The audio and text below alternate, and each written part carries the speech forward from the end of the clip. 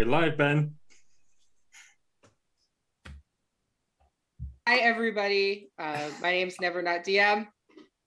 I'm a content creator for Dungeons and Dragons. I launched a Kickstarter, Professor Gilroy's Guide to Fae, in August that is actually going to have the PDF releasing in just a week.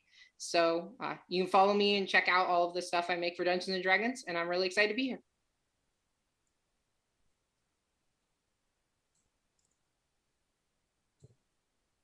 Are we going around? Is that what we're Well, how about this? Hi, everyone. Welcome to the charity stream.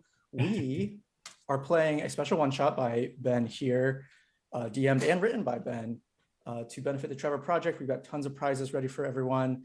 If you just say something in the chat, we'll try to find you. We're going to have gifts for people who just showed up today. So thank you for showing up. We have gifts for people at the, any donation level. So like anything you can do, there's another tier of gifts. And then $50 tier. That's the really good stuff. We've got like D&D source books to give away. We've got dice, lots of dice to give away, even a mystery bag of Kraken dice. We've got so much stuff you could not even believe. So stick around, throw $1 to the Trevor Project if you can. If not, that's fine too. Just come and hang out. We are all so excited that you're here with us. Very happy to see everyone in chat. Hi. And we're gonna, Ben already introduced himself, but we're gonna go around and introduce ourselves and what character we're gonna be playing. I'll start because I'm already talking and somebody try to stop me. I'm playing Rathiel today. I'm Lex at Titanomic RPG on Twitter. I do lots of cool 5e content and I write my own games, including a system to write your own game called Catch Up Core. So go ahead and check that out. I'm playing Rathiel today, a Scourge Azamar, I guess, rogue / something else spicy. And you'll get to see, but she's gonna be showing up disguised as an old woman at first. And accompanied by two boars named Hugin and Moonin. Eli, who are you playing today? Hi, I'm Eli. I am playing Sunny, who is a Kalishtar Ranger Warlock. Yeah, nice to meet you guys. Welcome to Mayday Roleplays channel. Mayday rules. Follow Mayday while you're here. Go listen to their podcast. Ashoka Precious Cargo's top 3 D&D actual play campaigns of all time, actually. So go listen to that. Me? Go for it. Hello, I'm Mac of the DM. I'm from Check These Out. We stream Mondays, Tuesdays, Fridays, and we're going to be every day of the week soon. So just check us out on Check These Out on Twitch. And tonight I'll be playing Frederick von Stiepenwolf, a buffler that follows Mappy around. And my hat's too small for my head. It is way too small. I'll follow up on that, I guess, since our characters are interlinked. I'm Mappy from Maps and Quests. I make big maps. I like big maps and I cannot lie.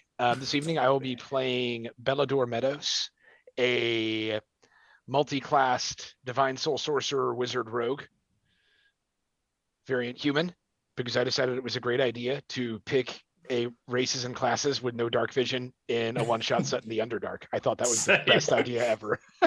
You ever power game so hard you just shoot yourself in the foot? Yeah. Finally, I suppose. I'm Matt, Dungeon Glitch on the onlines. I'll be playing Oliver, the nice barbarian cloistered scholar. So he's more intelligence than strength. So we're gonna see how that goes. He's also Sunny's twin brother. Yeah.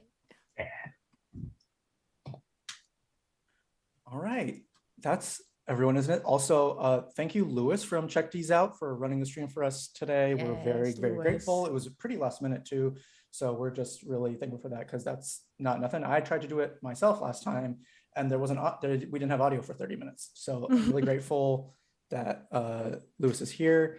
Thank you to Ben for running this. And thank you for everybody who's donated or will donate or who's offered prizes. If we have any mods, could we drop the donation link in the chat? I don't know if we have like a command or anything, but drop that in there, drop it in the, if you can, in the stream description, but then anybody in the chat, once you have that link, just repost it every once in a while so we can have it, because I don't think we have command right now. Lewis is lurking, but they say we love you, Lewis, in the chat. So thanks. I will get that link in there for you now for the donations, all right? Awesome. Good Thank on, you Lewis. so much. Really appreciate it. All right, Ben. I don't think there's anything else, right? We can hop right into the action. Yeah, I think we're ready to get started. Okay, so deep in the limestone caverns of Fatima lies the lawless city of Longfall. The city stands at the center of a massive underground network of underdark rivers that branch out across the hills of Fatima and reach into Zayton, Riverdown, and Cordova. Without the eyes of the Greycloaks or the might of the Imperial Legion, smugglers, thieves, and outlaws dominate the Sunless City. Our adventurers here today have been recruited by one of Longfall's most notorious gangsters, the Titan's daughter, to help her escort smuggling skiffs through the dangerous pitch black caverns. Normally, the Titan's daughter would send her own crew, but this delicate cargo requires a stronger, smaller bunch. You all find yourselves in a small room cut into the dark gray stone. A weathered wooden table and a few chairs sit in the center, but through a pair of open doors leading to a small stone balcony, you have a perfect view of the entire magnificent cavern. The hidden city of Longfall sits at the intersection of 4 large underdark rivers that wind their way through the limestone caverns. It's built right into the side of this massive cavern, looking over a sheer drop into the dark rushing waters below. The skeleton of an ancient celestial titan is trapped in the ceiling, one arm reaching down towards the water, 1,000 feet below it, and a waterfall pours out of its skeletal mouth. After taking a moment to stare at the Titan eternally falling, you look around the room and see the others who have been recruited for this mission. And why don't we start with Sony? Why don't you describe yourself? What are you doing here in this small room with the balcony overlooking the Cavern of Longfall? Was that me? I'm sorry. Did you say Sunny? Yeah, Sunny. I think I said it wrong. No, you're fine. Sunny is probably out on the balcony, just kind of shoulders up against it, just leaning, enjoying the evening, just looking around outside. But other than that, just kind of chilling out. Sunny's about 6 feet tall. They have blue and green, teal tones to their dark hair.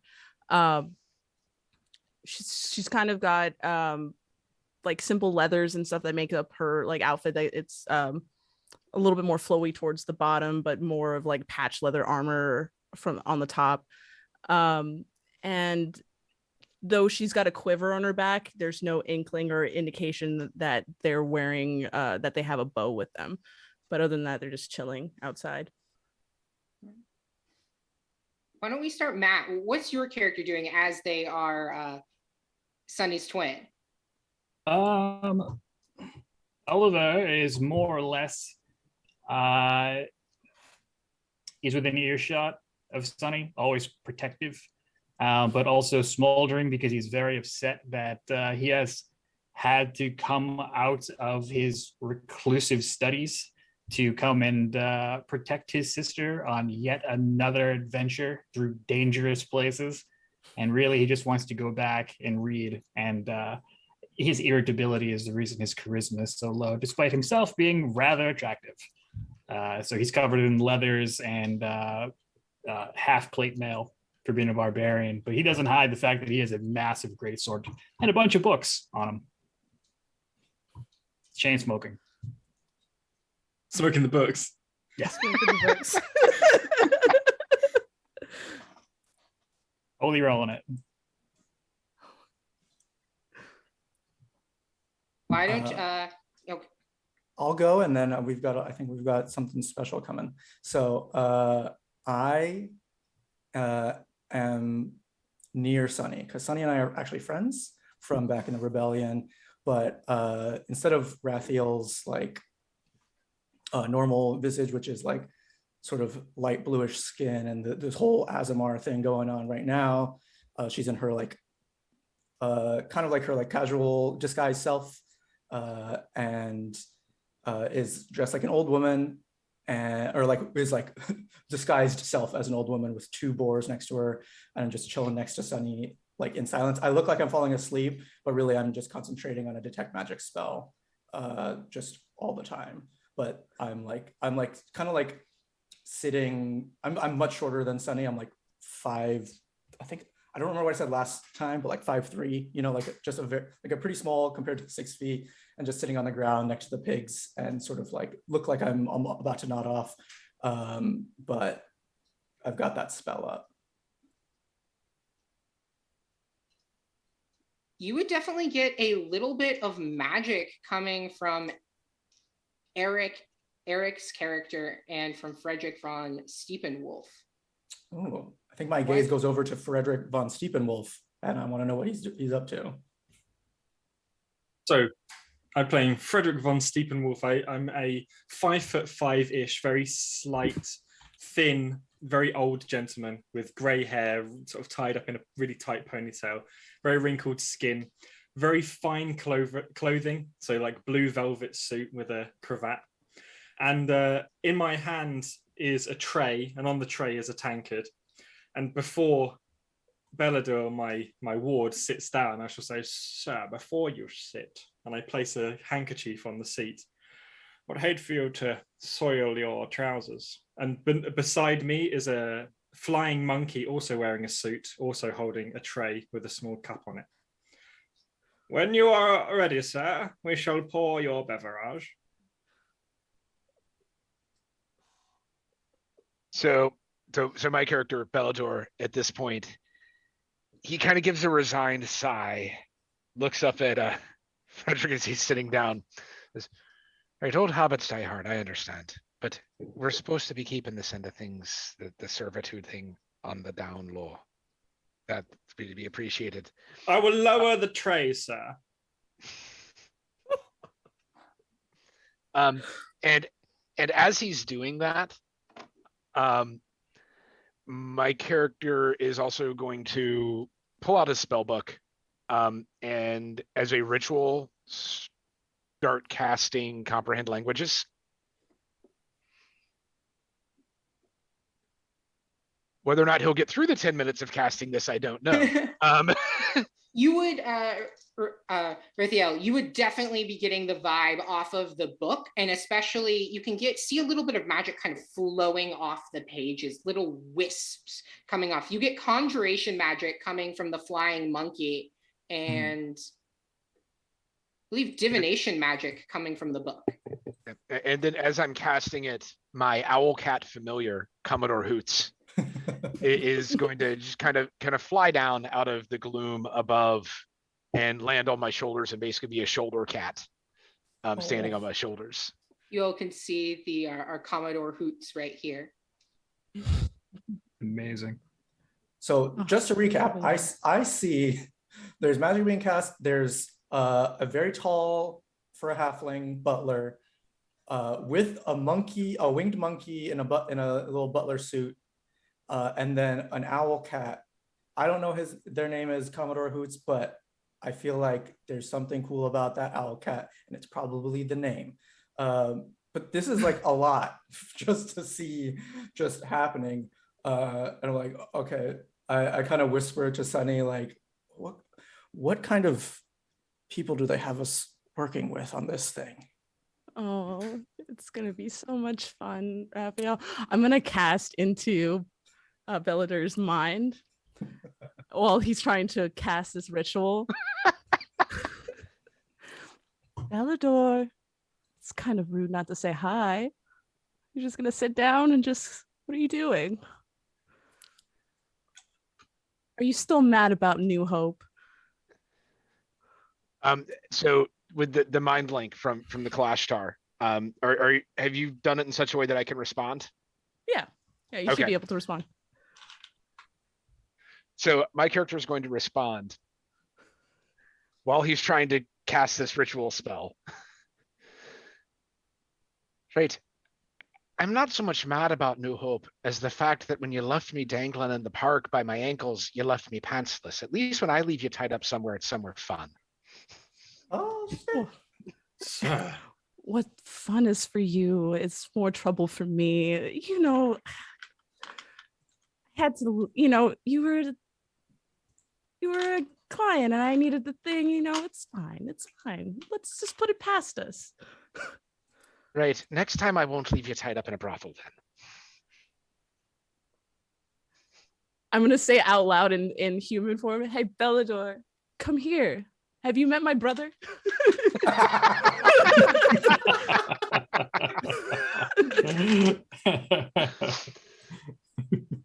When you're ready, sir, for your secret mission, let me know.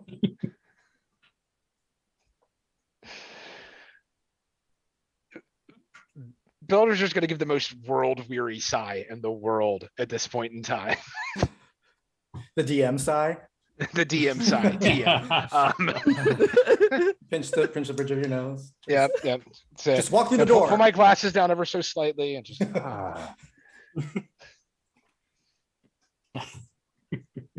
It is before Bellador, before you can get up and move over to the balcony overlooking the cavern and the falling titan coming out of the ceiling, there is a swift knock on the door, just one. And then the door swings open and in walks a tall, slender woman with deathly pale skin. She wears a high collared gray shirt and a pair of loosely flowing silk pants. Her black hair is tied back in a bun and her red lips are pursed together. She has no finery, no jewels, but gives off an aura of importance and a kind of noble bearing. She walks into the room slowly, cautiously, and behind her are two massive, completely identical Illyrian men. They even appear to have the same jagged scars across their dark black skin. Each of them appear to be carrying these large great clubs that are strapped to their sides. And they come in, take their positions on the side of the door. The woman takes a few more steps into the room, slowly looks around at all of you. Welcome, my friends, to Longfall. Please, take a seat. Sir, 3 people have entered the room. Yes, Frederick, I noticed that. Thank you. I appreciate it. Very well, sir. Very well. I'm gonna get up with a really loud groan, like, ah! all right, piggies, let's go. And I walk over and have the little pigs, or they're big boars, sort of follow me to my seat. May I ask moves why and you brought stands. these animals into my home? Well, you didn't say I couldn't. This is new information to me. If you like, I can have them wait outside. They're very clean pigs. And I think there's like one of them shits right at that moment. When I say they're very clean. I can clean that up. You got a wet rag or something? I do not. Okay, I'll figure it out. It is better to wipe front to back, Sir Raphael. Oh, yeah, that good call. I'm helping, sir. This woman just gives you a look, Frederick. You've worked with the Titan's daughter before, and you know she's not your biggest fan, but she knows that Bellador is worth it. It didn't take long. She goes over and takes a seat down at the table and motions for Sunny and Eliver to come over as well. Yeah. I'll walk down and I'll sit right next to Villador.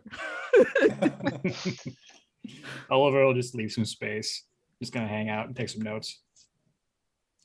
Boulder sit down next to Sunny, and he's going to keep working on this ritual spell that he's casting.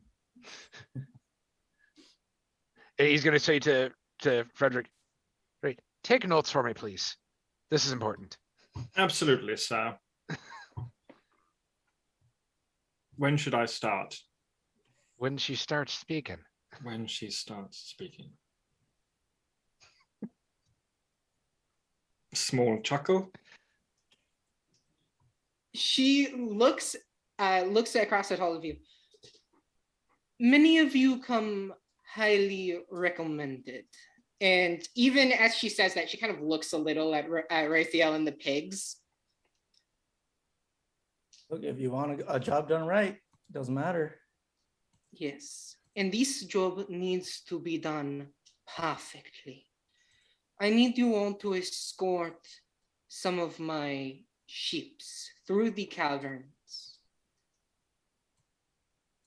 The cargo is delicate and must arrive promptly and securely.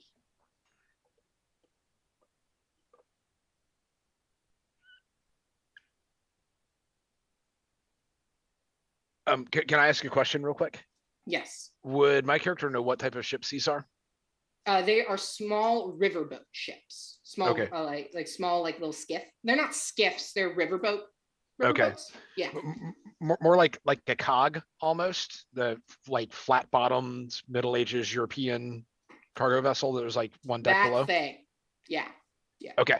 It's the wave dancer, guys. It's the wave dancer again. It's not that big. It's not four. The wave it's dance not was four. massive. That was a Wave dancer huge is map. big. Unknown size of ship. So my character is going to pipe up at this point and ask her, right, is the cargo above decks or below decks? And how many ships is it? 2 ships, and the cargo will stay below decks where it belongs. Right. How many entrances and exits to each cargo hold are there? Good question, sir. 1 entrance to the cargo hold for loading purposes, and but that will be locked, and 1 entrance above. 12. Right. Do we need to depart right away, or do we have a little bit of time? Another good question, sir. You will need to depart right away. This cargo must be delivered promptly. Right, if you could give me half an hour, I could make sure that cargo stays a little more secure. 40 minutes, sir. Let's be fair.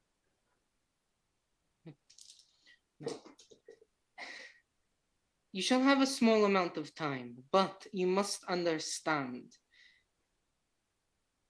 It should go without saying that this job is confidential. And you all, I've heard rumors that discretion might not be your best asset. And as she says that, she's gonna look at Sunny. It is imperative. Come on. Imperative that everything arrives precisely as it was placed.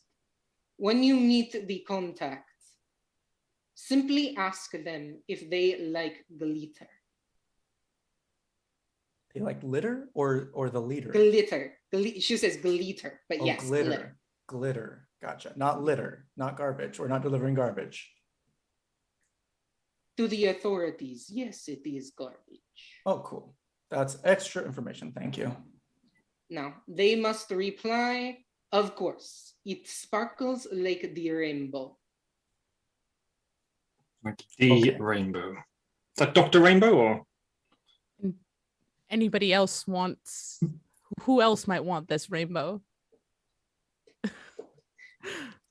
Anybody we should be looking out for on the way? There are many dangers that lurk within the caverns. Rival gangs, of course, but I believe this mission has been made with the proper security arrangements. However, you will be taking a new route. Our captains have not traveled on it before. There might be unexpected obstacles. And Say it where like you are you know. expecting us to go this time? Oliver is an expert in history and nature, so if there's anything he might pick up. We have maps of the caverns from explorers we have hired, but our captains have not personally taken this way, and things change in the caverns.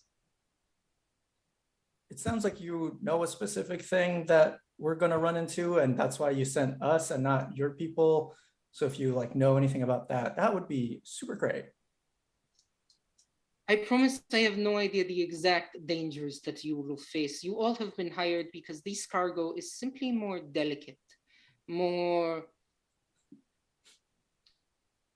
precious than most things we normally deliver here. Precious cargo. Listen to Mayday Roleplay Precious Cargo. You're on Mayday Roleplay stream.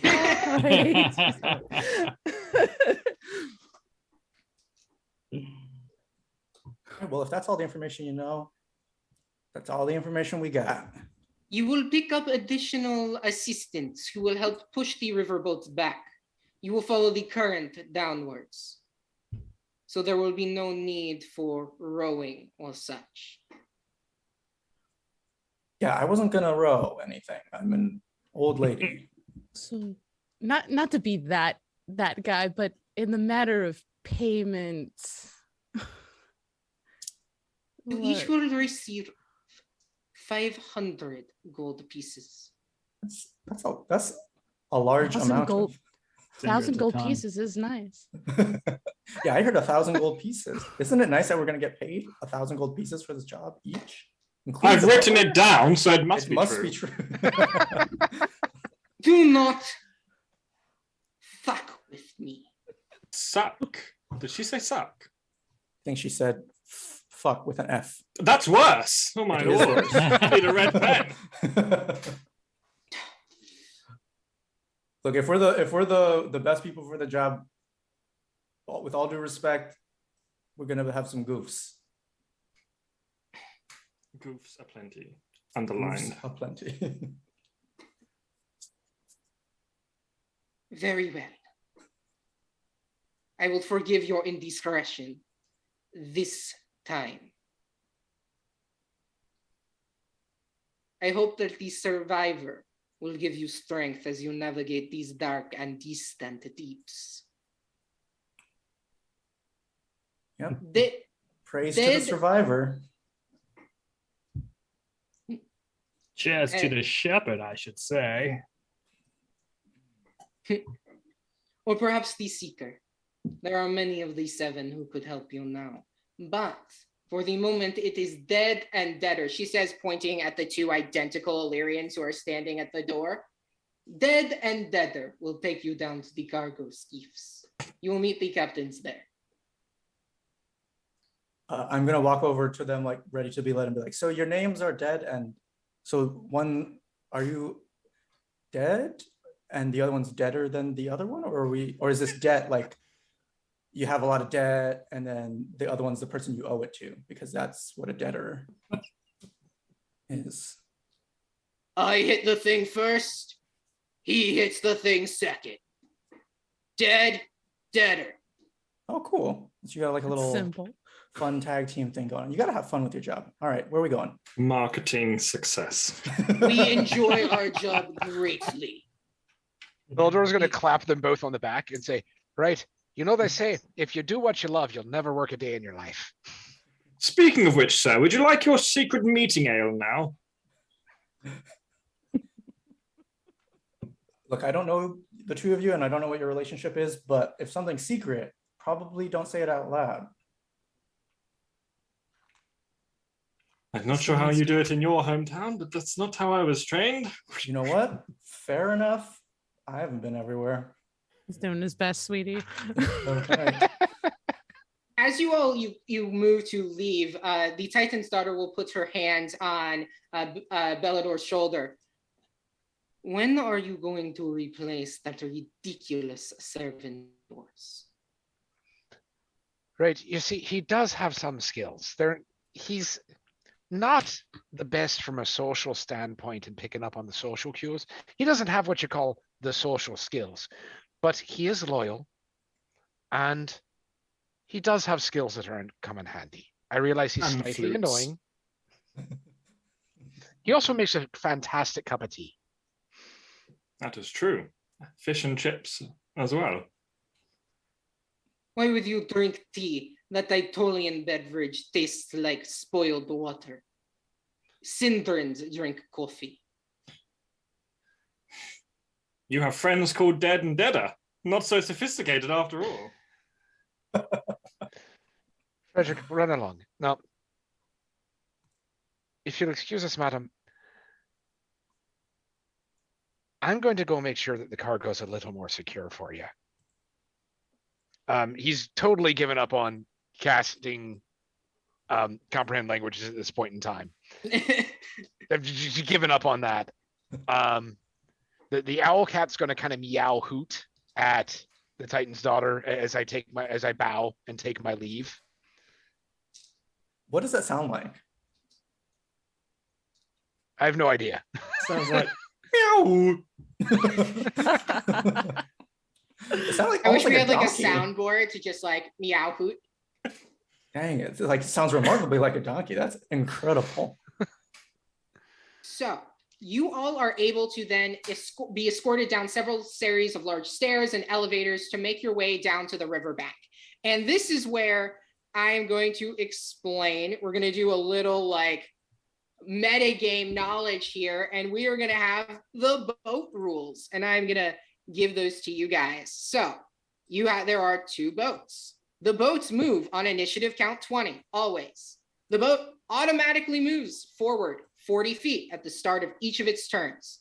You can use an action to stop the movement. This is the strength of the current. So the boat moves 40 feet because of the current. And then on initiative count 20, 1 person on each turn commands the captain of the boat and decides the boat's course of action. So I'll pick 1 player and then you decide what the boat does. You can have the boat dodge, which gives creatures disadvantage on checks to board it and on attacks against it. You can have the boat turn, so you can have it move in any direction, or you can have the boat dash and move twice its speed forward. All right. What about submerge? That'd be a cool one. I wish. These are not submarines. The boats have 100 hit points, 15 AC, and a damage threshold of 10. So that means if they would ever take less than 10 damage from anything, they take no damage. And they are vulnerable to a submersible if we just let it, if it only has 100 hit points. So we can make it a submersible really easily. That's very true. Try hard enough. And I'm putting all of these rules for you guys in our chat. So it is just easy for you guys to refer to our boat rules. So we have boats. And now we are going to move over to the next map. I will put your guys' tokens there. And the reason for this is because I set up the dynamic lighting and everything for your guys' tokens. So it won't be weird. So I'm just gonna move you guys and we're gonna go to boats. Boats. I'm on a boat, and It's going fast down. Are we Don't gonna get forget DMCA? your life preserver, sir. Pass me a Aw, life preserver, you look so cute. Sorry, we have it on the GM layer, so they can kind of see some of the other stuff I have on that layer that I need to delete. There we go. Okay, so here are our 2 boats. You guys can be divided between them. On the left, that's the first floor of the boat, and on the second, that's the bottom floor of the boat. The hatches, there's little hatches. Those are the hatches you use to go down the stairs.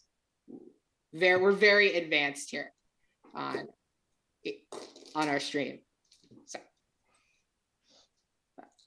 You all are escorted down by Dead and Deader, who then leave you, turning to see the 2 captains of the riverboat. One is a hooded red tiefling woman who you can't really see most of her face, except for these 2 horns that protrude out of her head.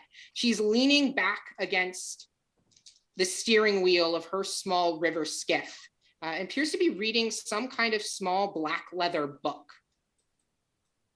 Little black book. She's got a woman in every port. And she looks at you as you all come to board. Welcome to the Lady Caroline. I'm so happy you all are here. Mm.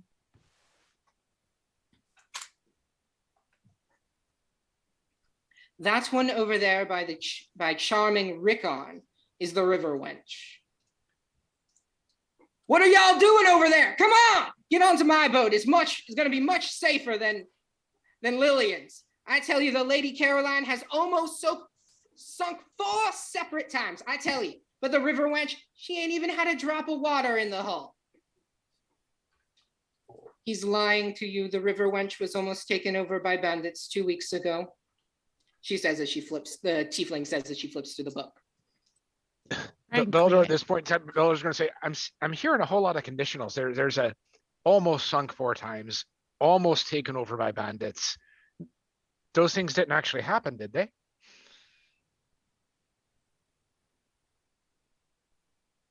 If you use a conditional, then that would state that it did not happen. So I believe you have your answer in your question.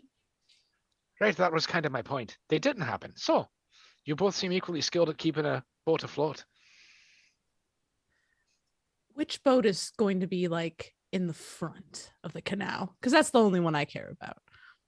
Yeah, me too. I'm leaving the pigs behind too. They're gonna, all right, they're like, just let them go into the lady's house and just walk off.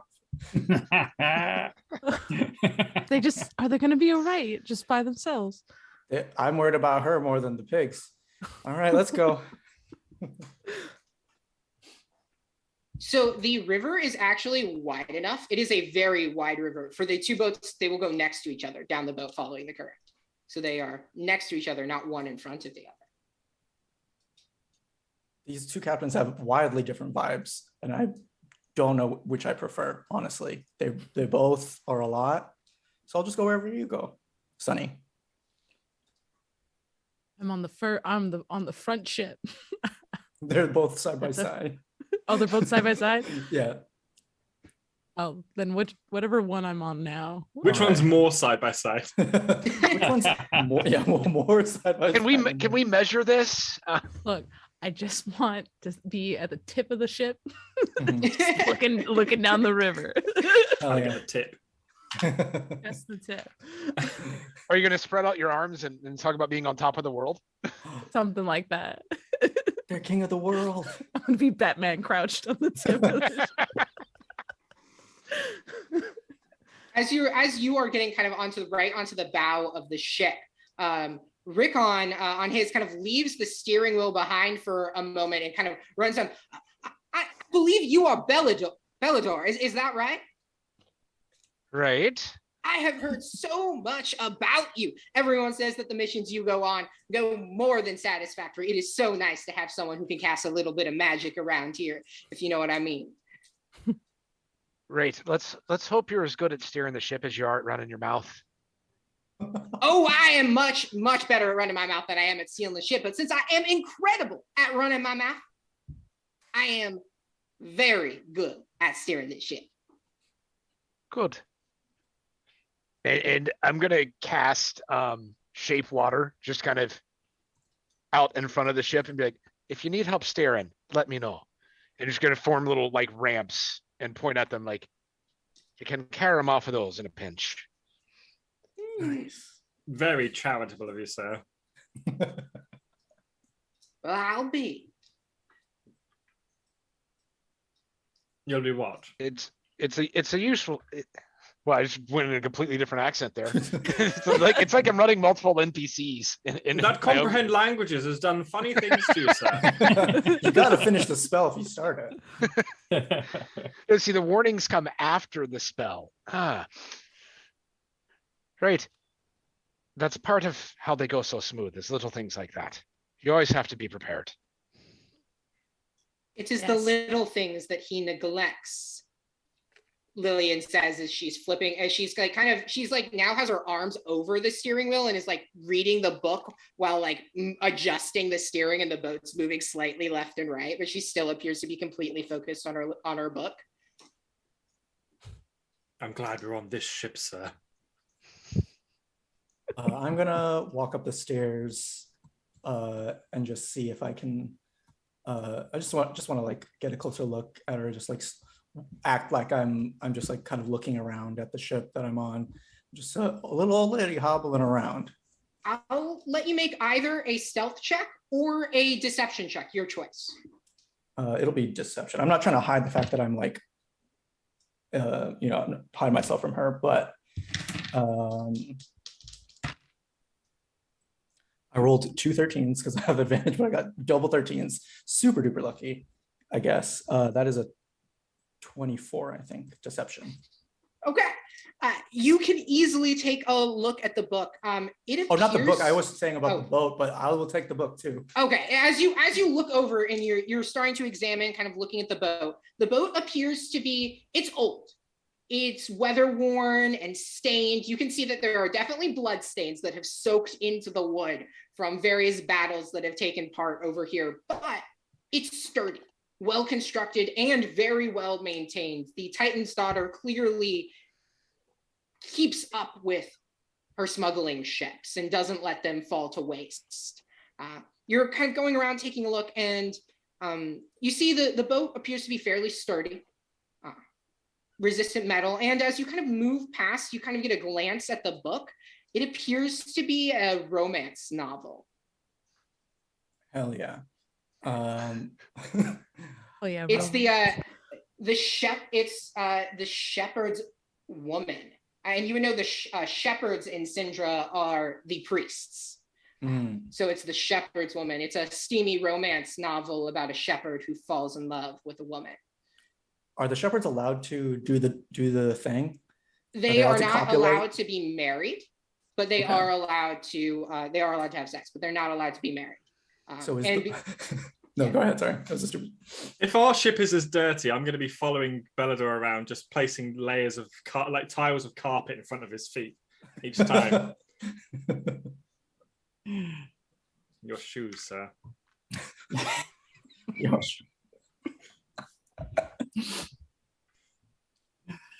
Oliver, stop pouting. I can hear you pouting from all the way over here. He steps forward and just kind of looks past her down the river. It's like, are we sure that these people we've traveled with here are, other than Raphael, worth their salt in any matter at all? Bellador and I have crossed paths a couple of times. I know what that means. What do you mean? What does that mean? It doesn't mean anything more than occasionally working together. Mm-hmm. Have you brought your seduction pants with you on this journey, sir? On the other ship. So can I hear this conversation that's happening between? Yes, these boats are actually they are very close to each other. They're going to be moving closely together. They have little wooden protrusions on the sides so that if they bump, they can lessen the impact of bumping together, but still stay in a tighter formation.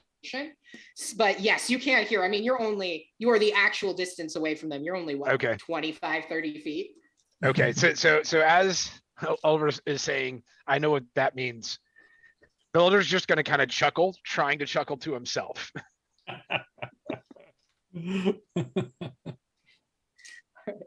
You two, you all are able to set up and get the boats ready, and at that point, Lillian shouts over to Rickon. Let's go. I want to be back before dinner. Sorry, quick kind of retroactive question. Would I have had time anywhere in here to cast alarm on? You will.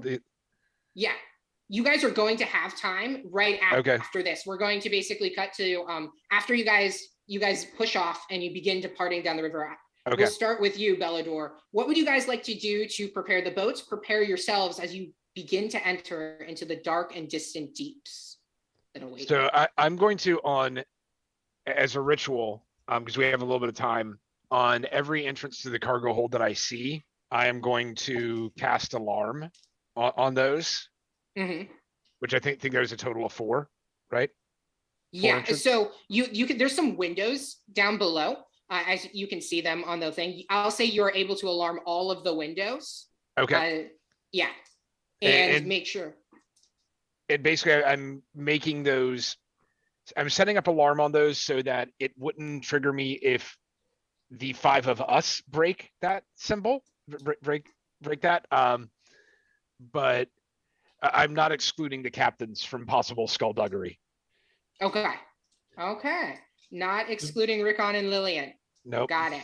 Sir, would you like me to cast Glyph of Warding on the hatch? Good, nod and say yeah. I shall do exactly that. I Love cast that spell. Glyph of Warding on the hatch. And then I shall say, sir, while I'm doing this, would you like your scarf?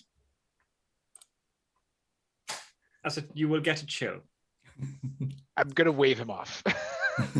Scarf or later. Perfect. In that case, I'm as ready as I shall ever be.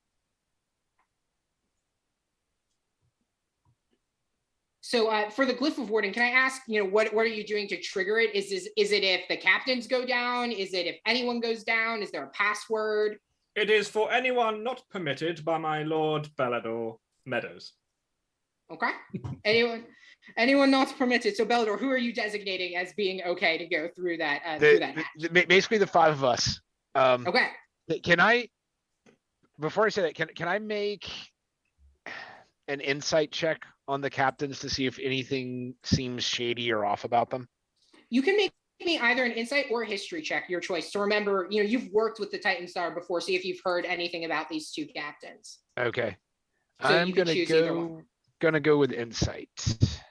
Would you like me to cast my Where I pan roll flute a 10 with my modifier. This is starting out great. That's a 4 on the die plus 6. before I had a chance to inspire you? Foolish, sir. You take a look out at the captains. Rickon appears to be, he doesn't appear to be nervous at all. He's sitting there. He's probably his early 30s, kind of sharp black beard. It's trimmed nicely, but still, he's still like kind of a little scruffy still. It's trimmed, but he's let it go for a day or so. He's wearing kind of a thick hooded coat over top. He looks excited to be doing this travel. At first, Lillian, she seems to not really be caring, but you get a glint that maybe she's a little more nervous than she appears. But neither of them appear to be thinking of looking down at the cargo or are in such like a nervous state that maybe couldn't be explained by the fact you guys are going on a dangerous, uncharted route into the Underdark. Do we know what the cargo is? Other than the fact that it glitters. That was just the password. We know that we're delivering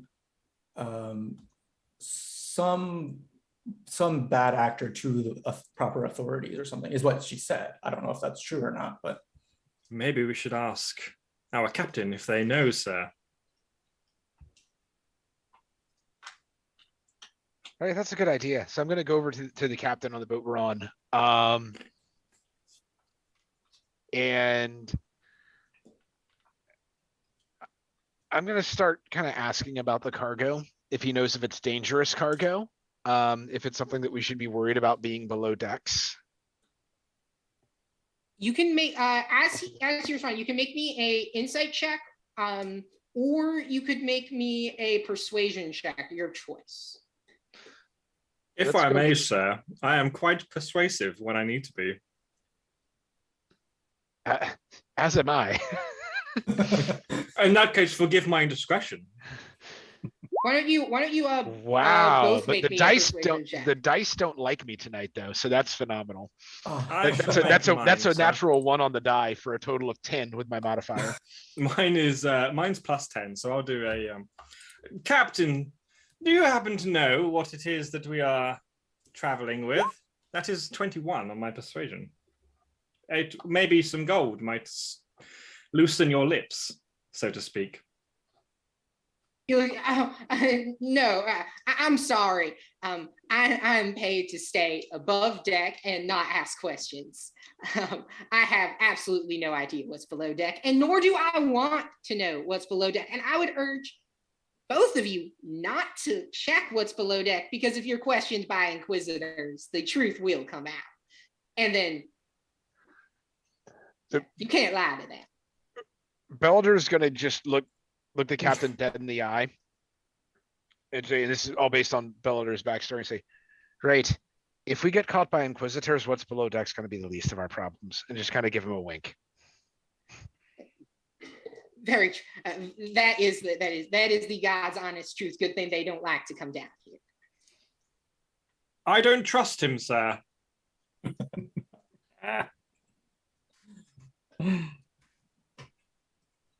I'm basing that on nothing, of course.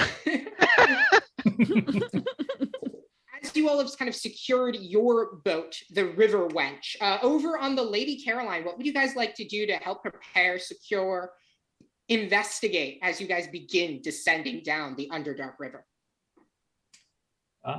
Oliver's going to crack into some of his rare books and see if he can research a little bit extra knowledge, perhaps on the Underdark area that we're in, maybe some scouts guides, and maybe if he has anything that might report on recent activity of what kind of problems he could run into here. You can do history, nature, or survival. Any of them will work. History. Ooh, a solid 8. Solid 8. I rolled a 1. Man, the dice hate us tonight. Roll DMs, okay. What do you expect? Right? That's what happens. Well, one thing that you do know is there are many dangers in the Underdark, from giant spiders to goblin tribes to rival organizations. But one thing you do remember that was active in this area about 1,000 years ago or so was a cult that called themselves the Bloodsworn. You can't remember much about them, but you do remember that the Bloodsworn was once active in this area. They were destroyed by the Inquisitors, as well as the Imperial privileged mages, defeated and exterminated the Bloodborne, but they were active in the Underdark of this area around that time. I guess I'll approach the captain. Captain, what do you know about passing through this river so often? Have you run into too many recurring enemies? There's always goblins. There's crazy people. One time, I watched a boat get attacked by a bagain. Now, normally they hate water, but this boat kept banging a stupid gong. They were doing some kind of fight together, and this bagain just ran right out from the tunnel and jumped onto the boat, smashing and going down into the water. Took the entire boat with it. You're saying this creature sank this boat? Well, not this boat, but the boat that one of the boats on the caravan. Right. Just gonna walk away.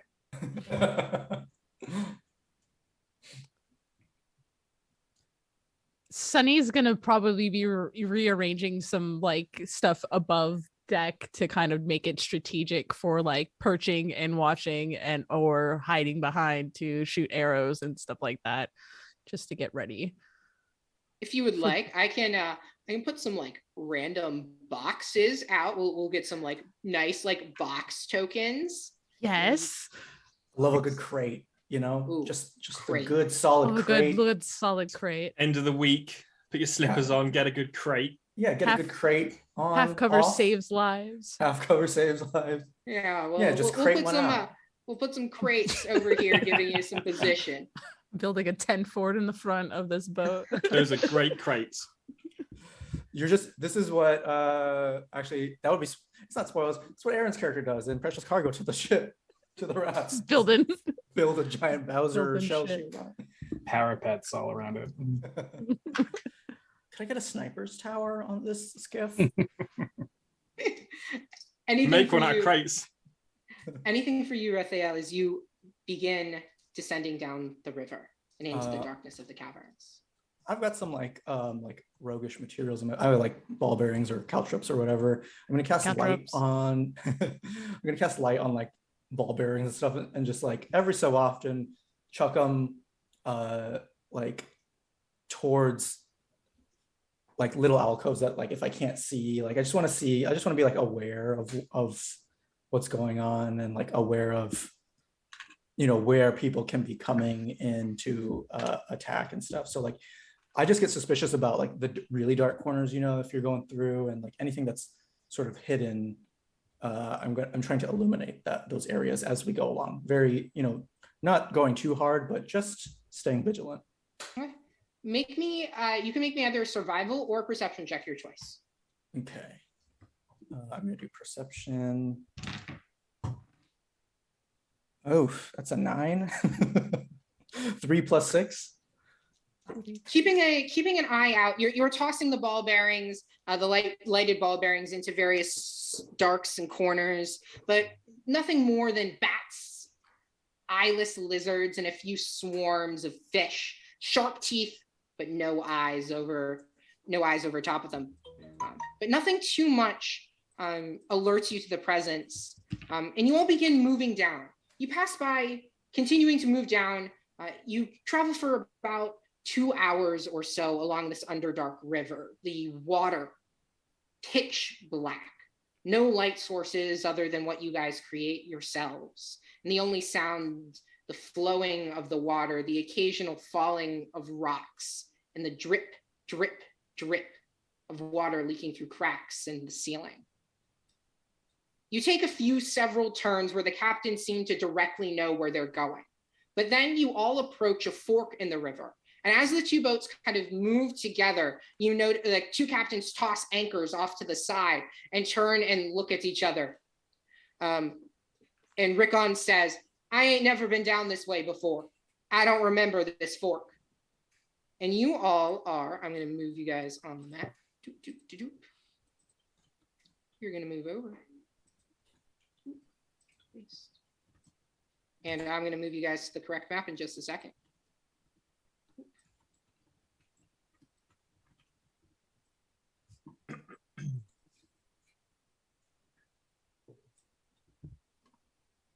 Wow. The dynamic lighting is set appropriately.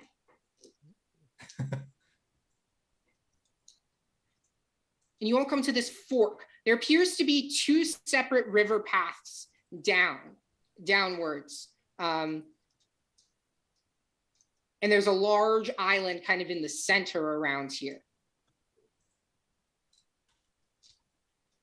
Now, you all can decide what you'd like to do. Would you like to send both boats together down one of the paths, divide up and go and meet back around on the other side? It is up to you all.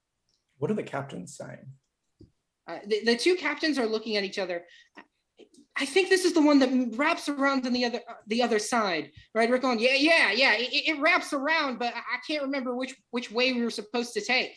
I haven't been down this way. It just says go forward. And he pulls out his like map. Can I ask to see his map, and can I bust out my navigator's tools? Yeah, make me a navigator's tools check. Go. I'm Nice. proficient with navigator's tools. Boom. We got a I tool shall hold a candle, sir, to help you. So hopefully give you advantage. check? So since we're going to, he's helping me. I'm helping you with a small candle. The help action there. All right, so my proficiency bonus is +3, so we'll go. And you would also, if they are going to use your intelligence modifier, so it's 17 +3 plus your intelligence. Okay, so 17 + 3 is 20 plus my intelligence modifier, which is 2, so a 22 in total. I was going to be 22. whispering in his ear like, you're going to do so well at this, so I can just tell. This is the first time I've seen navigator's tools, period, in a game. Yeah, for real. Even in I like to actual take plays. random proficiencies and things just because it's fun. Oh, it's actually so clutch, but I've never even seen it before. So with your navigator's tools, looking around and looking at this cavern and kind of looking down at the map, you can see there's like, this map is kind of a little water stained or blood. You're looking closer. That's blood, definitely blood stained. But underneath a little bit of the blood stain is some small black scribble that says narrow on right.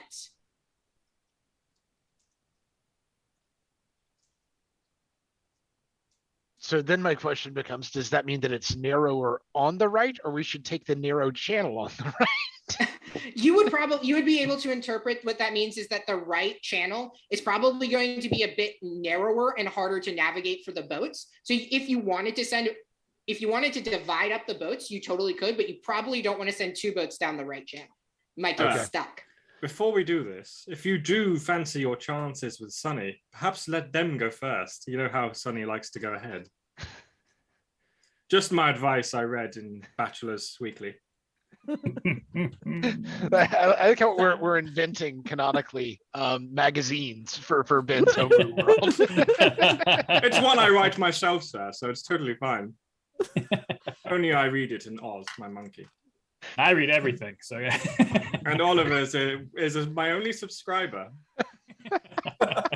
That's so sweet.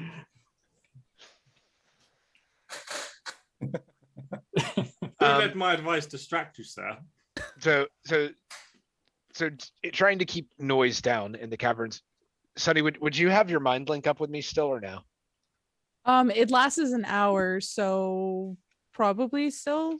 Yeah, you can set it back up. It's been a couple of hours, but you can easily reset it up. You know, you guys are fairly close. You guys can kind of like, you know, lean across the boat and be like, do the mind thing. I'm just pointing at the sides of my head while looking at Sunny. Yes, Belladero, what's up? Great. So, one, I'm starting to believe these captains are a little bit incompetent. 2, No. We all probably want to go to the left. Seeing as how neither me nor Frederick can see in the dark terribly well, and based on your particular set of skills. Which skills? Those skills. Your boat might want to take the lead on the other, going down the left-hand side. It's based on what I can read on the map, it's a little bit wider. So we could go side by side, but we might. I just have a gut feeling we might want to stay quiet during the next few minutes. Okay. So I'll lead and you'll follow. Exactly like that. Okay. Well played, sir.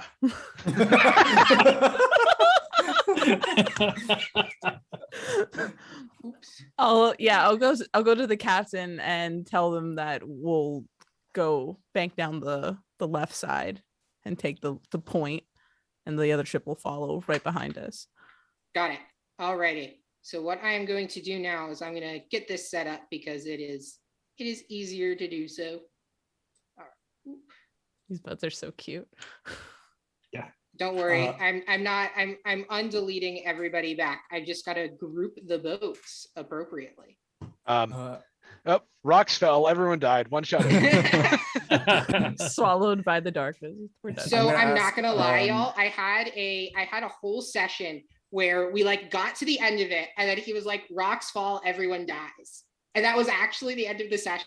And we realized we were stuck in a dreamscape world where the ending each time was rocks fall, everything died, and we had to figure out how to break out of the dream world we were in. And the whole like past 4 sessions all hadn't been real.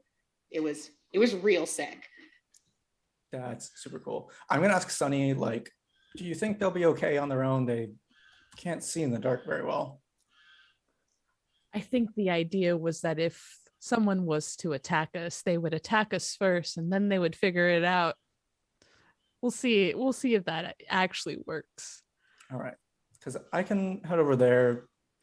You and Oliver are perfectly capable. Let the lads figure it out. Okay, I like it.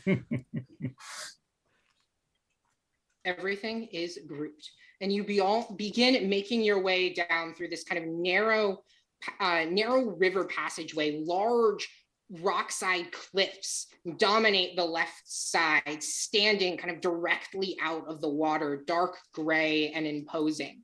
Little bits of moss grow on the puddles of fallen rocks on either side. And it's quiet. So I'm going to use my special action-y thing I can do with a familiar and see through its senses and have it kind of start scouting around ahead.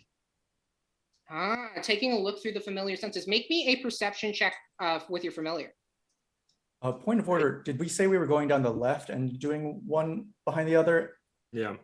Yes, this is the left. That's what we said. Okay, just making sure. This is the left. Ben. Left and right get confusing when we're talking about from which perspective. It's my left, my GM left. Always, when I say left or right, it's always from me, the GM, because I actually can't tell my left from my right. Like, this is fun fact about me. I literally have to do this like I'm a kindergartner. So, like, if you come up to me and are like, which way's left? I have to do this. I don't know. Okay. Jab people in the throat for asking questions. Yes. Yeah. It's none of your business which one's left.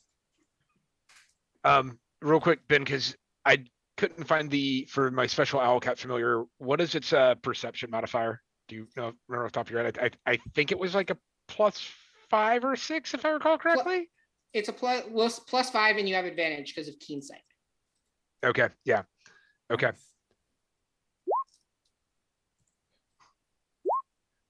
So that'd be an 18. Thank God for advantage, because the first roll was 18. another Another one. nat The one. dice hate me tonight. Your I familiar believe you've brought your failure dice, sir. begins moving over, kind of doing a sweep over this center island. And as you look through the familiar's eyes, you see lying behind the rocks in wait a group of goblins. And not only that, but it appears as if the goblins are wheeling up some kind of ballista up to the top.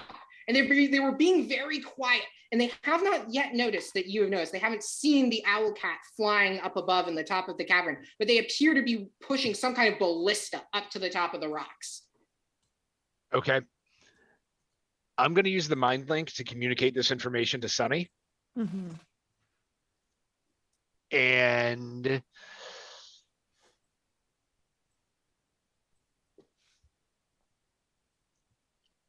I am going to use the owl cat to whichever one's in the lead on the ballista. I want to use the owl cat to deliver a touch spell through it to whichever one's in the lead on the ballista with shocking grasp. Okay. So that'd be the owl cat's reaction, and then the owl cat's going to do that and then just kind of fly away. Alrighty, you move down in, the owl cat taking a look at this group of goblins pushing up the ballista. As the owl cat moves in, make me a spell attack roll. All right. Zip zap. That is an 18. 18 hit. snap hits. And that is, click on the right thing here. That is 2d6 damage. Sorry, 2d8 damage. So that's going to be 9 lightning damage. You shock into the lead goblin, who it begins kind of, or into one of the goblins who is pushing up, one of the lackey goblins. And the goblin, you hit it, it takes it, and the goblin falls and tumbles down the rock, smashing in. The sound of clanging metal echoes throughout the cavern. You all are alerted as the goblins begin to shout, and you can hear, "Gauss, hey Sarah, hey Sarah!"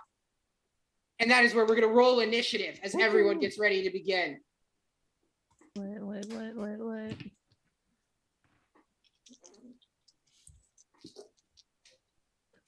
Actually, I'm glad it was on this and not something more important. That's 6 initiative. That's funny as fuck.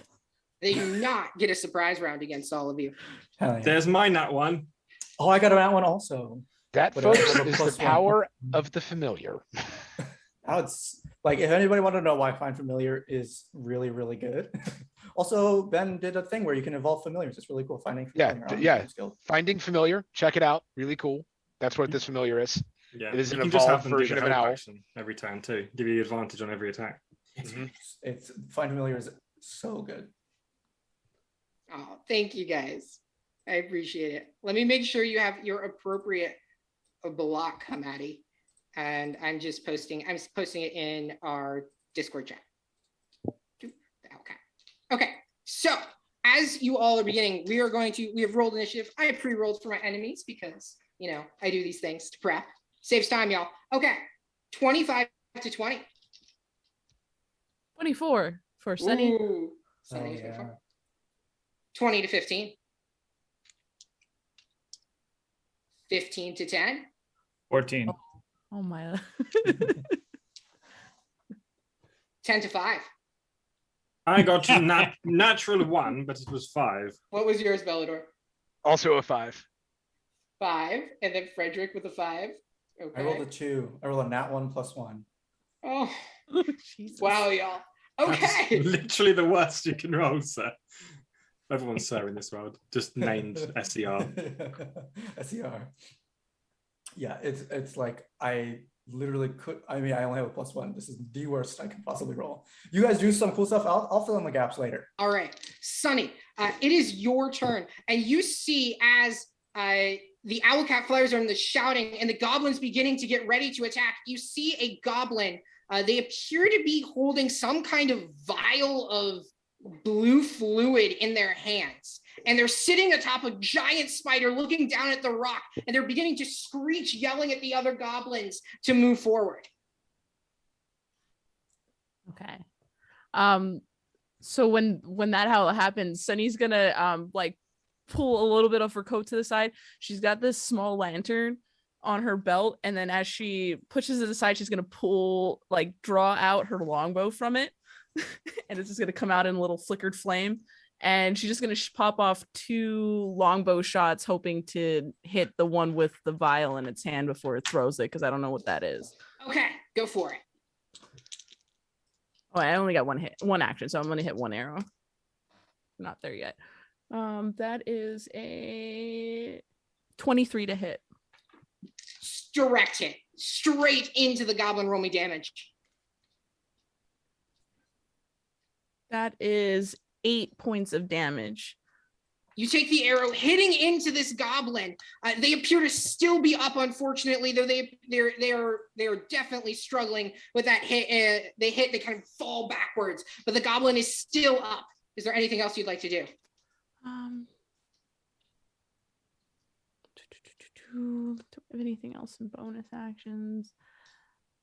I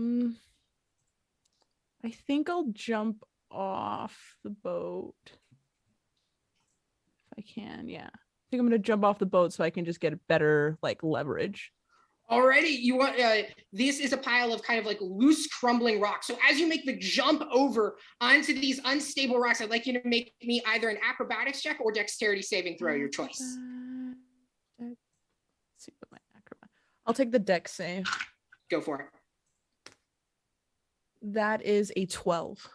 12. You leap over onto the rocks. They crumble a little bit beneath your feet, but you still are able to kind of leap back up and move upwards. Okay, yeah. And I'm just going to get into a reasonable position.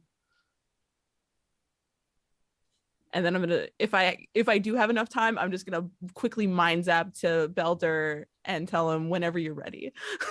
Alrighty.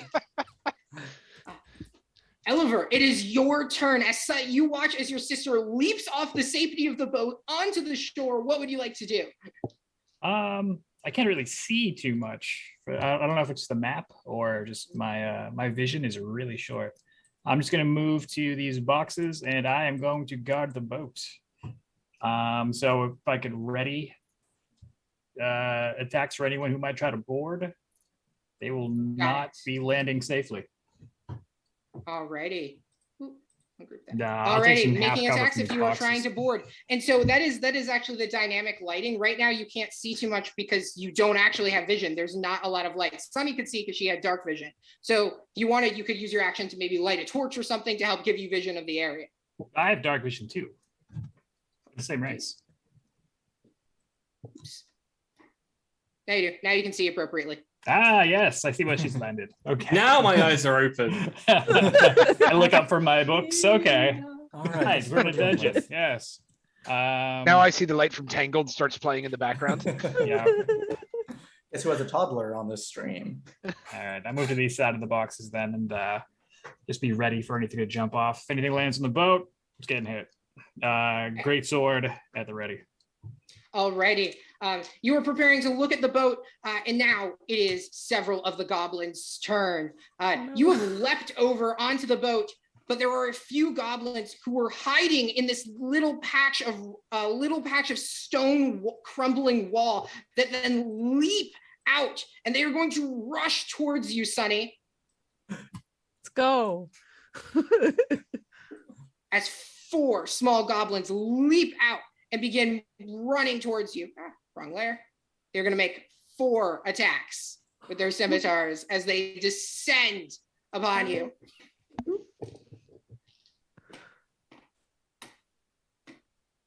$15 to hit. 15 will hit. Okay, 19 to hit. 19 will hit. And then a miss. So two of the goblin swords sneak in past your defenses, and you are going to take 10 points total of piercing damage as the goblins surround you and slash at you with their short, broken swords. Great. And then racing up from behind the rocks, 2 goblins atop giant spiders begin skittering over the stone, leaping forward, and one of them is going to take the dash action and attempt to leap onto the side of the boat, allowing our good friend Oliver to make his readied attack action as the spider leaps onto the side of the boat and begins scrambling alongside it. All right, great sword. Here we go. 17. That definitely. Are you talking the goblin or the spider? Let's do the rider. Yeah. Okay, go for the rider. Make your attack roll. Oh, I had a 17 to hit. 17 to hit. Okay. 17, that easily hits. All right. 7 damage. You move on. The goblin rider atop leaps on. They're a little unsteady, and you cleave them right in half. The body falling down into the water below, but the spider is still skittering up top. And if you did hold the attack action, if you have 2 attacks, you can make both of those attacks. Oh, okay, sure. I will, I guess, swat this spider. So second attack. At 11. An 11. Unfortunately, you're going to clang off of the spider's carapace. Yes. You don't get a too good a hit. The second one is going to pull up, seeing its companion completely cut in half by your greatsword. It is going to hold itself back, take a little shot with a short bow, and it's going to take a shot at you, Iliver. That is going to be a 14 to hit. That's going to miss right off my armor. A half plate. Several of the goblins up on the rocks, as you're still looking through Commodore Hoot's eyes, Bellador, you see several of the goblins push the ballista up to the top, and the 4 of them are all going to use their actions to aim and fire the ballista, turning it towards the ship that you're in. But when the bolt smashes down, it doesn't appear like it was holding, it wasn't an arrowhead. It was a barrel that burst. And as you look down at the ground, you see skulls. 4 of them, humanoid skulls. And you look at them and kind of startled for just a second. And then you watch as spidery legs pop out as the skulls begin to move and skitter, running towards you. Spider time. I had them, Goblins. and then I disappeared them. And as they move, they're going to run, attempting to skitter themselves up your body. Oops, they're supposed to be smaller than that. Haha. Skittering up your body. And they are going to make some fun attack rolls at you. That is going to be a 14 to hit. That will hit. It runs up, skittering up your body, moving all the way up to the shoulder, and then it leaps onto your face and starts clawing at the sides. You, as the spider moves on and latches itself onto you, you cannot breathe. Can I make a reaction on that? Cutting words to stop it from doing ahead. that. I'll just panic it and think of the first cutting word I can and just go, scissors! And it basically means I roll a d8 and less 3 on the attack roll. We get some donations for that excellent joke. Some donations. Hopefully it may not latch onto his face because I'm panicking. So is that that is an 11? Does that hit you, Bellador? That does not hit me. Okay, the spider moves skittering up, but you're able to throw it off. Some of the other spiders begin moving, but most of them appear to kind of still be recovering from getting tossed by the barrel, but 3 of them are still over onto the deck and are skittering around, beginning to look like they are going to lunge for you. Alrighty, and it is now Bellador, or sorry, Frederick, what is your dexterity? Let me check for you. Let me have a look at my dexterity set. It is +3, in fact. All right, Frederick, it is actually your turn. Go ahead. I'm going, seeing the skittering skull spiders, I shall panic and cast Shield of Faith as a bonus action upon my charge, and just say, "Please, dear gods, do not let him die." And that's gentlemen. And then I'm also going to use my action to do a thing I had in my head a second ago, but now I forgot what it was. I'm going to cast Fairy Fire on all of the goblins that are by the side by the blister so that we can see them all. Do you need me to read the spell description to you? No, I do know what the spell description does. They are going to make some dexterity saving throws. Exactly. Huzzah. I shall light your way, sir, so you may see them better. Two goblins succeed. The spider fails. The other goblin fails. Only 2 successes as the rest of the goblins begin giving off a slight aura of light. Perfect. Hell yeah. Purple light, because we are just, posh. Posh. And you should now be able to see several of these goblins standing atop the cliff face. And for those that don't know, it is advantage on attack rolls to those spiders.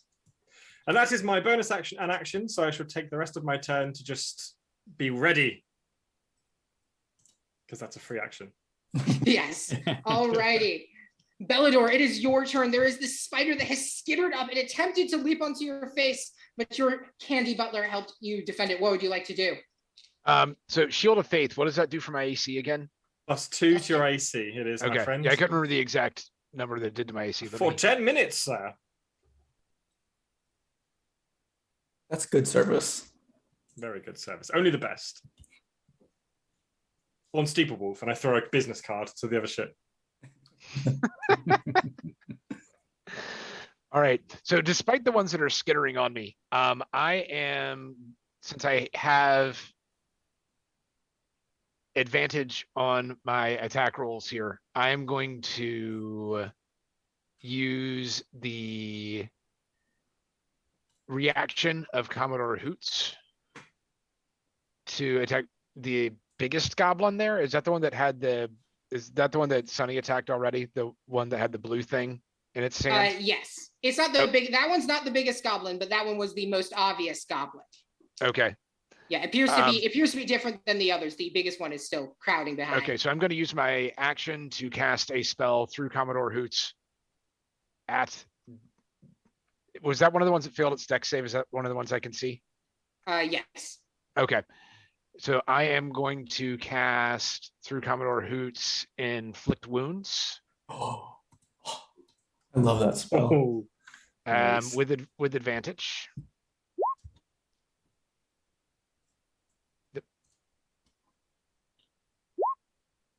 I'm assuming a 23 will hit. Absolutely, it shall. Very good, sir. Just punch a hole in this goblin. That's going to be 16 necrotic damage to our goblin-y friend there. You swoop in, Commodore Hoots moving down, hitting into the goblin. The goblin is drained like a Raisin. like a raisin in the sun, just all flamed up, and it drops the blue vial that it was holding in its hands, which skitters on the rock face and then explodes. A couple of the goblins are going to make some dexterity saving throws. 1 succeeds, 2 succeed, 3 succeed, and there's going to be some hot 2d6 fire damage. Several of the goblins just explode as the blue fire bursts out, hitting onto them. And 3 of these goblins just explode or end up as charred corpses. While the lead goblin, a little bit angrier than the rest, kind of pulls out their sword, a little bit of black scarred flesh on the side of their face, and points the sword forward and shouts something in Goblinoid. Does Commodore Hoots have flyby by any chance? It's the owl cat. I believe it does. Yes. Okay, so then it can move out without provoking attack of opportunities. It swoops in and out. Just gonna keep flying out. This is why familiars are phenomenal, especially with flyby. The best spell. So good. You've been listening in lessons, sir. And I am also going to use some sorcery points here. I think it only cost me 1 sorcery point to. Oh wait, no, I didn't. Sorry, never mind. I forgot which metamagic options I took. I didn't take Quicken Spell. Okay. Ignore that. Okay, sir. You'll do better next time. head pats. Frederick, it is your turn. Or not Frederick. It was Wait, Frederick or Bellador, Raphael, it is your turn. So I'm going to run down towards Oliver. Whoops. I think I can do that. I think I have the movement. Oops, sorry, wrong thing. I think I can just get down here pretty easily, down towards the spider and Oliver. I'm gonna go, watch this, and I'm gonna cast Disguise Self and turn into a goblin and then try to get on the spider. I think I measured it out. 30 feet gets me to on top of the spider sprite. If I need to do checks. Just trying to scuttle on. The spider is, you see this goblin. The spider is not incredibly intelligent. In fact, it's quite stupid, but it is bucking as it's literally trying to scramble on. So I'd like you to make me, you could either make me an animal handling check or an acrobatics check as you try to get onto the back of the spider. Animal handling to like calm the spider down enough to leap on more easily, or acrobatics just to swirl over top. I'm going to do animal handling. I'm going to be like, whoa, whoa, whoa, whoa, it's me, your friend, Gobby. Shush him. Shush the spider. Just shh. That's only a 10. That is a 10. You attempt to get onto attempt to leap onto the back of the spider, but the spider is still scrambling as its legs are attempting to get purchase on the wood, and it doesn't quite have itself pulled up. And so you are now on the back of the spider, but also kind of like dangling off of the side a little bit. Fair. Yep. And not able to control the spider. Yet. For sure. I'm within 30 feet of Sunny though now. Okay, this is gonna be weird. I'm gonna be look at this goblin, or I'm looking like a goblin. I'm gonna look over at Sunny and say, "Hey, it's me. It's me. Go and you should probably get out of there." And then like I'll be there in a moment once I get this situation under control. And I want that to be my bonus action help with the mastermind feature to give Sunny advantage on the next whatever thing that she does.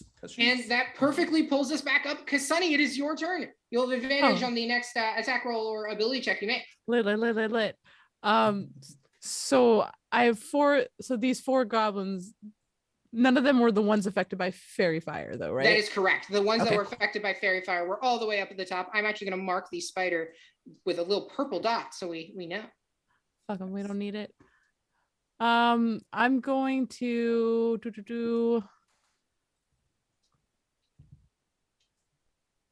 All right, I'm gonna catch. People are gonna catch some hands. I'm gonna use. Yeah, I'm just gonna reach out to one of the goblins near me, and I'm just going to cast Burning Hands. Okay, casting Burning Hands. You could if you wanted to aim it, you can definitely hit. You can probably hit. It's what, a 15-foot cone? Yeah, it is a 15-foot cone. I'll say you can probably finagle that. You could hit probably 3 of these goblins. Let's do it. I'm trying to clear a path for me so that I can get to Raphael's spider. Alrighty, roll me some damage. I'll make some dex saves. I believe.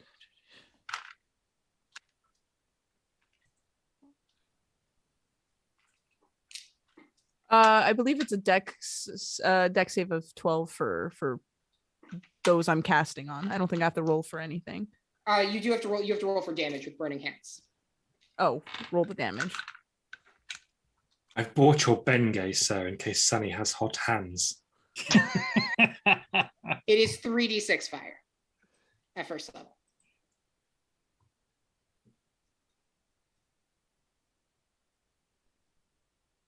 That's 10 points of damage, of fire damage. So the 2 goblins that fail are just completely incinerated. They have less than 10 hit points. The 1 goblin that succeed is just barely hanging on with the burnt arm as it kind of spins around looking at the scimitar. It looks pretty afraid. And you're able to get 2 of those goblins. What would you like to do? After that, I'm gonna flee.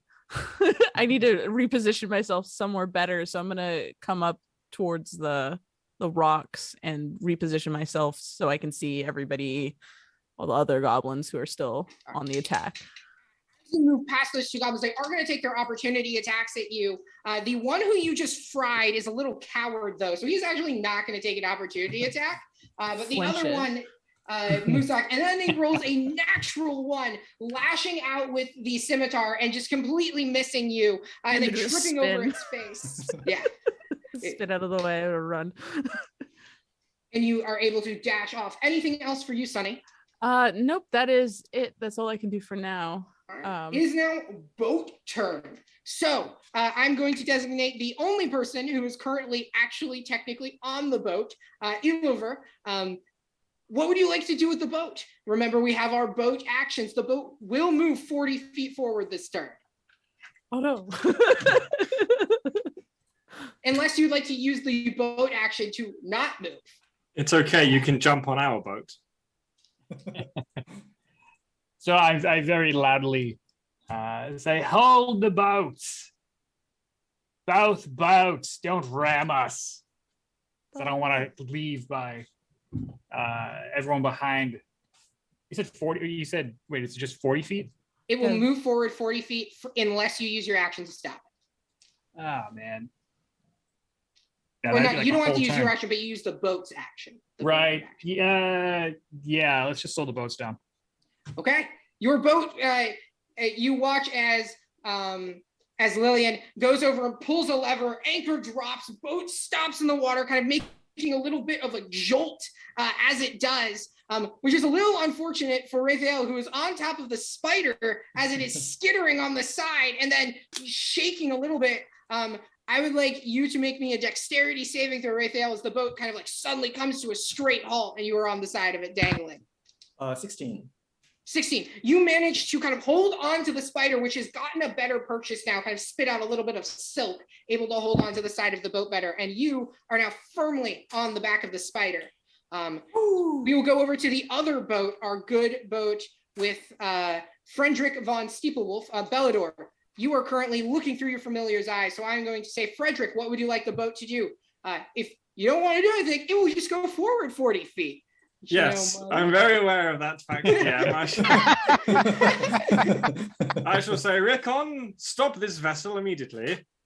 And So meanwhile, I should cast enhance abilities and say, sir, I cannot bear to see you fail to attack or be hurt. And I shall cast Bear on you, because I said bear a few times. And that gives you advantage on cons checks and 2d6 temporary hit points. So to be fair, just for our point of order here, it's not technically turn, it's boat turn. So you got to command the boat on this initiative count 20, but it is not yet your turn. Well, I should warn you, I'm preparing to do that then on the next. Roll those 2d6 now. It brings us to Eliver, who now the giant spider has firmly wedged itself onto the side of the boat with the Raphael disguised as a goblin off of its back. Your sister just incinerated goblins and has skittered over onto some more unstable rocks, a goblin riding a giant spider directly before her. What would you like to do? I want to back her up, but I should stay with the boat so we can keep moving. Knowing that goblin is Raphael, I'm going to. Are there more goblins further down that we've noticed, or is this it? You've seen there are two goblins off over to the side that your sister escaped from. You saw them briefly illuminated with fiery light, but you haven't seen any other goblins quite yet. Okay. But if you'd like, you could make me a perception check, see if there might be any other goblins that you could hear coming. Yeah, let's do that. What do we got? Oh, nice. 7. 7. You hear a little bit of movement coming from the large rock face over to your left. Just a little bit of movement, but you're not sure. You can't tell how many or what is coming. In that case, I will respond and move to this side of the boat, trusting Raphael to handle that end. And I'll be ready with my great sword, but shout over my shoulder, "Sister, if you're quite done, we would really like to keep moving."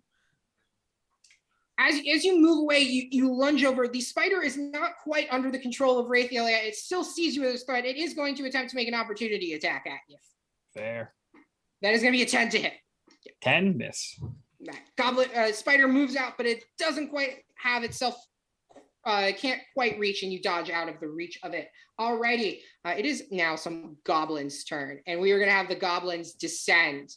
There are several goblins that rush down over to the side, scrambling over onto the cliff face, and they all appear to be slightly bigger than other goblins, and they are wielding these large harpoons, and they are going to throw some harpoons out over onto the ship, and that is going to be miss on the ship, hit on the ship, hit on the ship, and 3 hits onto the ship as 3 of their harpoons wedge over, and they are going to begin to tie them back, taunt one of the goblins, and 2 of the goblins are going to start making their way across the harpoon lines and moving over onto the boat from over in this direction. Raphael, which way is this? The first one? Yes, it is the first boat. You can't really see it on the stream. It's on the bottom side. Oh, I see. Oh, because I can't see in the dark. Several of these other goblins are going to rush forward, and they're going to take 2 shots at Ilover standing on the other side of the deck. That is going to be a 14 to hit and a 10 to hit. Both will miss. All right. And we lost Eli. Our cameras are busted. Oh no. Unfortunately, a spider was just about to attack Eli, but I will get back to that, as a spider covered in light from the fairy fire is going to rush downwards with a 30-foot speed. It is going to move over to the side of the boat, and the spider dashes down, moving onto the rocks, getting closer to the boat by Frederick von Steeplewolf and our poor friend Bellador as it runs forward. And we have goblins. Sunny, a giant spider with a goblin riding atop of it, has just charged towards you, and they're going to make 2 attacks. The giant spider will be a 7 to hit you. 7 will miss. Nimbly dodge out of the way, but the goblin will be a 22 to hit you. Yeah, that'll definitely hit me. There's going to be 5 points of slashing damage as the goblin scimitar cleaves onto your side. Can I react and you do hellish rebuke on the goblin who attacked me? Absolutely. Oh yeah. Yeah. Yeah. Roll me some damage and I'll make a dex save.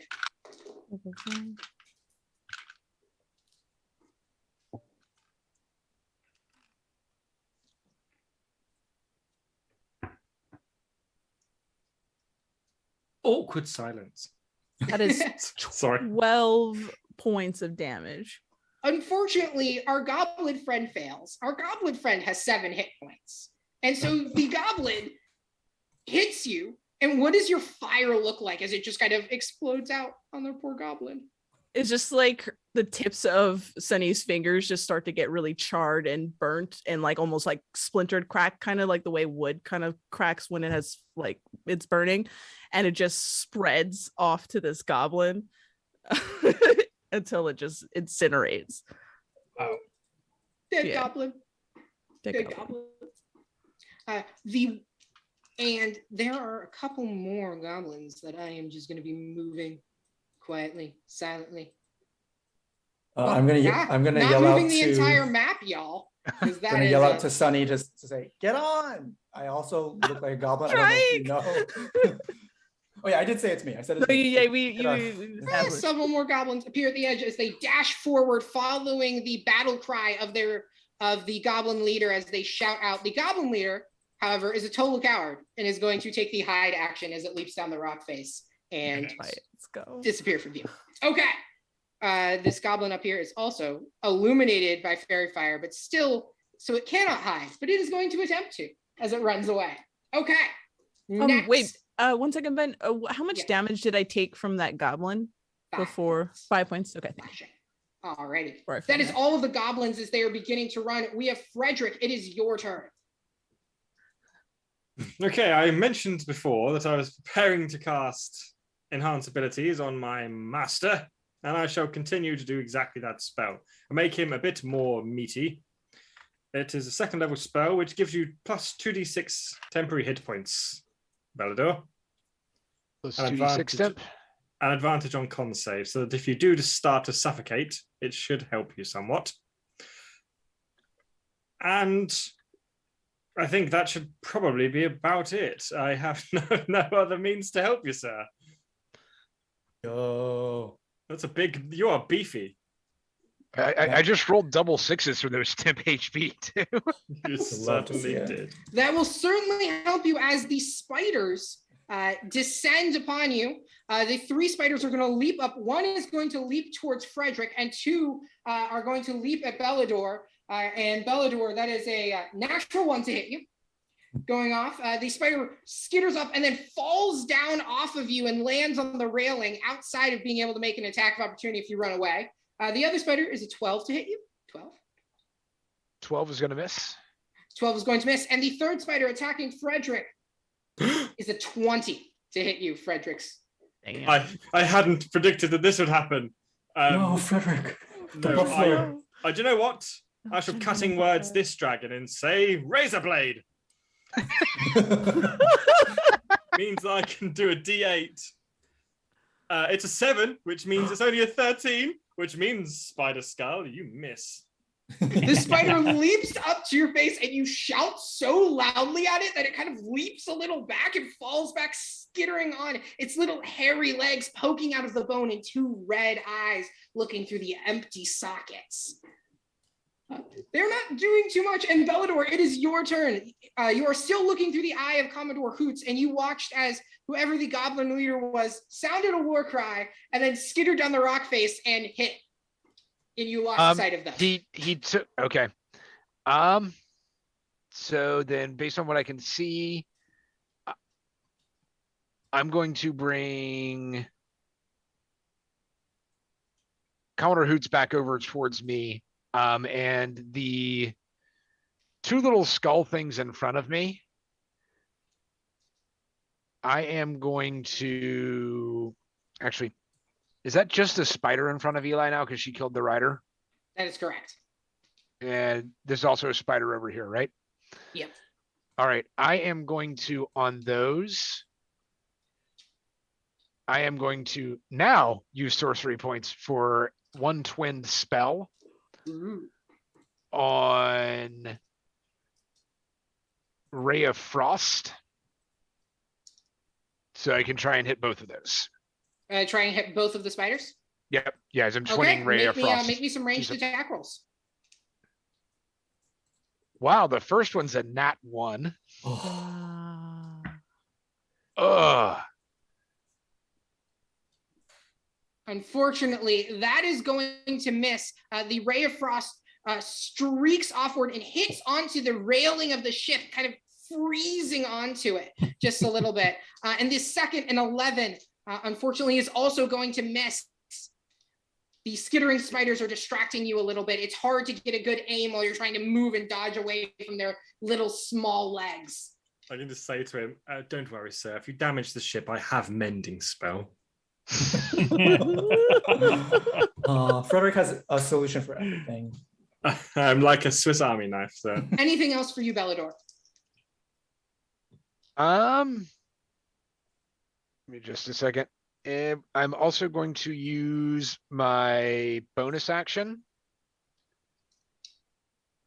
to cast, I think Sunny's within 60 feet. Let me measure here real quick. Very much so. Okay, I'm going to use my bonus action to cast Healing Word on Sunny. Oh, Thank you.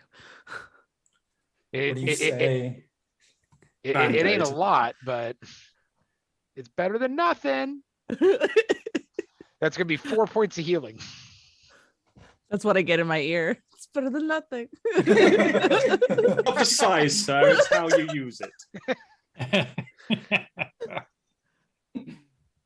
No, that's very helpful. Thank you. I think you should like that one, sir. Redale, you are currently on the back of this spider. You have managed to get firmly under its back, but it is not quite yet under your control. It's been like kind of skittering and hasn't quite wasn't quite sure what to do. The goblin's on its back that it doesn't know. So you make some kind of check or anything you want on this turn to try to gain control of the spider mount. Yes, I would love to do that. I think we'll do. I think animal handling still makes the most sense. Or nature. Or nature. Animal handling is gonna be the one for me. All right, come on. So now one. Oh my word. Oh my God. Redale, you were trying to move on to the spider's back. It did take an action last turn because it was just confused what it was supposed to do because it didn't have a rider. But now your disguise self in the back, it realized your legs aren't goblin legs. You're a little too big to be a goblin. And it's figured that out.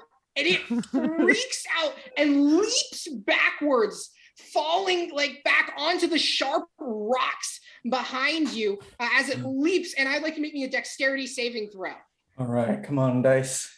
I don't know you. Who bitch this is? You're not a goblin. That's an 8. An 8? Yep. Unfortunately, you're not able to hold on, and the spider, as it leaps backwards, you fall up, hitting the sharp, jagged rocks on the bottom. You are going to take 7 points of bludgeoning damage as you smash down on the rocks, and you are now no longer on the spider's back. Fair enough.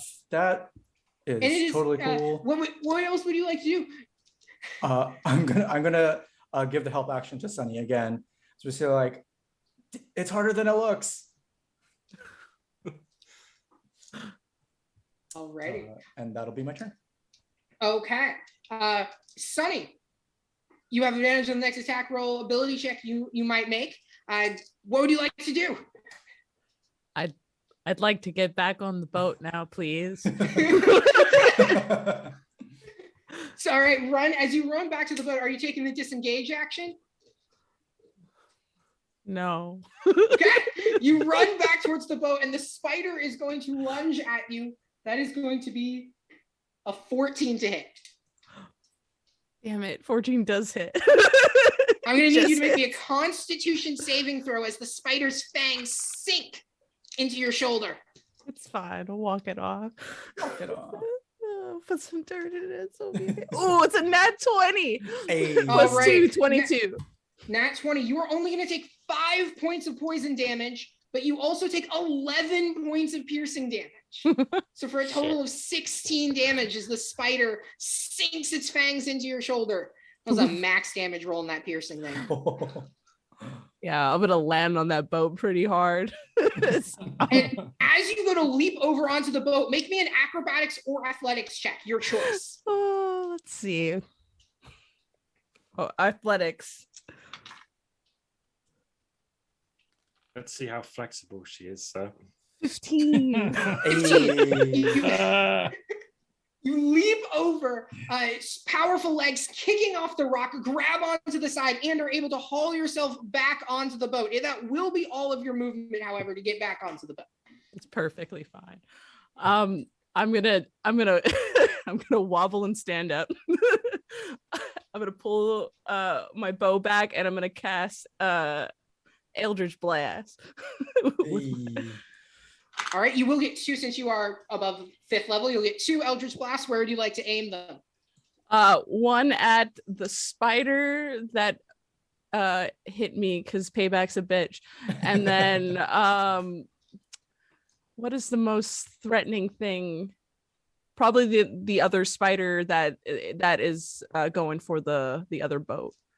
Okay, go for it. Roll me 2 spell attack rolls. oh, bitch blast. I'm a bard.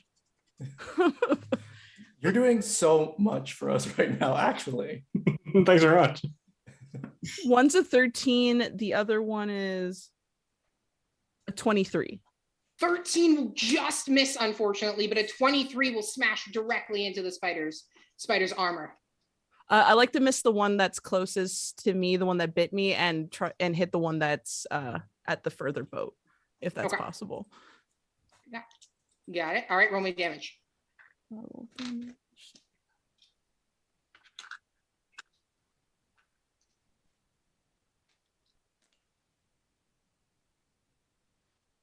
That is 4 points of damage. Unfortunately, but enough to move the spider a little bit. Actually, technically speaking, you should have had advantage on that attack roll against the spider as it was fairy fired. So I will let you roll one more time, see if you get that natural, and you get a natural 20 there. And then be able to roll another damage. I rolled an 18. Okay, so that will not be a natural 20. Anything else for you, and Sunny? Anything with your bonus action? I don't have anything for bonus action. I'm good. Okay, it is boat turn. And Sunny, you have just got yourself back on the boat. So you are up on deck with the boat. There are 2 goblins currently trying to climb on to these harpoons. They're moving themselves across the rope. What would you like to do with the boat this turn? Boat action. We're all on the boat, right? I'm on the rocks now. Actually, I was wondering if I could have used my ready action to snap one of those harpoon ropes. Yeah, why don't you use your ready action? Go for one of those harpoon ropes. I think that's totally fair before we make the boat decision. Go ahead, try to slice at them. Yeah. Let's see here. First attack. Ooh, 21. 21. You slice the rope and the goblin falls down into the water, splashing below. All right. Am I near a second one? Yes, you do. Okay, great. And just a 10. That's a 10. That is still going to hit this harpoon and be able to dislodge it with your strength, and it falls into the water, and the 2 goblins have fallen into the water. Excellent. So, Sunny, it is now boat. What would you like to do? Should we book it? should we got Raphael overboard. So, okay, our ship shall pass by. That's true. Just the right distance. Perfect. Do it. Okay. Go. Then we'll book it. Get on the ship. Dash action? Dash action? The boat? Yeah, you can take boat, dash action. Should we dash the boat or should we just take the normal speed? Yours can dash. It's that the question then is more for the second boat. How they want to position themselves to get me on. So you should dash, in my opinion. Okay, then we'll dash then. All right. The boat moves forward, and I'm gonna I have so many tokens, and dashes forward into the night, almost getting to the edge of the map and getting able to escape from the goblins as you run past. Moving backwards. And now, I believe, Bellador, you were on the boat. Frederick commanded the boat last time. You can command the boat this time. Do remember, these boats are a little hard to turn, so you can move your normal speed forward, but if you would like to make a turn, that is a action. Might I advise the dodge action, sir? Drift the boat. Tokyo Drift. Might I advise Vin Diesel? Underdark Drift? That's nothing. That's I the ain't got cargo. boats, I got Hello. family. I'm gonna say we need to try and pick up Raytheal. That's right, sir. So let the boat drift and merely tell the captain to dodge it. Do some sick moves. Yeah, so let the boat go forward, and yeah, I guess boat take the dodge action while we try and grab Raytheal on this turn. Very good, sir. Alrighty. You can make So it boat, if we're 40. taking the dodge action, you're going to move forward directly 40 feet. So It's moving catching. forward. Little spider. There's still spiders. Haha. As you move, wow. Moving with boat. There you go. All right, boat has moved forward, and the boat is taking the dodge action. Creatures will have disadvantage to board or make attacks against boat. Alrighty. Got it. Alrighty. That was boat's turn. Eliver, it is your turn. Let's see. So since we've dashed up ahead a bit, can I perceive any new danger from this current position? Make a perception check. Let's see. 14. 14. As you go to look at the boat, I'm going to put a little light here. So, as you move forward, you see there are several goblins who are preparing themselves over on this direction over here. They appear to have been rushing this way, but as the boat kind of sped past as a dash action, not having to make any turns, they turn back and look at you all, and these goblins look like they were kind of preparing to charge towards these boats. They're a little bit of the hunkier ones with the harpoons in their hands. Right. In that case, I will move to the back of the boat, the stern, and ready for any harpoons or random invaders. Alrighty, Iliver. Okay, it is some goblins' turn, and unfortunately, we have a Raphael who fell down onto the rocks. Perfect target for these two spiders to leap down and attack her. I'm going to cast shield just to get it started. Okay, that is going to be a 20 to hit. It does not hit. And a 11 to hit. Nope. All right, the two spiders attack, but you were able to get out of their way. Several of these goblins over here, they're going to move and keep their short bows at the ready. The two of these goblins that fell into the water, harpooned down, are going to kind of begin to swim and try to clutch onto the side of the boat, but the boat is moving forward, so they're going to make some dexterity saves with disadvantage. It's also dodging. Yeah, which is why they have disadvantage on Yes. trying to get onto the side of the boat. And they're not going to be able to cling onto the side of the boat. They're trying to scramble forward, but the boat is going to just move forward as it does and kind of crush them underneath the keel as the goblins try to scramble on. They aren't quite able to get onto the boat. And they are going to... Ben, on my screen, the boat is on the rocks. It should be. Is it? Mine is okay. And the Oh. stream. Same. Okay, so it's just me. If it makes a difference, I would have liked to shout it out the goblin position on my turn. Got it, Eliver. Shouting out our goblin position. Alrighty. We have some more harpoon goblins who are going to run forward, and they're going to take some harpoon attacks, and they're going to throw them at Bellador. 2 harpoons going at you. That is going to be a 17 to hit, Bellador. At me or at the boat? At you. Okay. Give me a second. I am going to cast Shield as my reaction there as well. So a 17 will not hit. And then the other one is even lower, so 2 harpoons break off of the shield. Woohoo! Right. We have one more spider up here who is going to prime itself and then attempt to leap over onto the side of the boat. It's going to have disadvantage on this acrobatics check to do so. That's a 6. And the spider moves and just falls into the water. I will mark it with a little blue token showing that the spider has fallen into the water. We are so effective at this. We're just causing everyone to fail. Several of our other goblins have begun to hide over the goblin commander, taking a cowardly look back as one ship looks to break away. Do we have any other goblins? These 2 are holding their actions for when the next boat moves past. Those guys attacked. That is all of our goblins, and it is Frederick. It is, or wait, sorry, we have our little spider skulls that are still on the ship, running up after you. Shield is going to still apply as 2 attack Bellador, and that's going to be a 16 and a 15. Both of those are going to miss.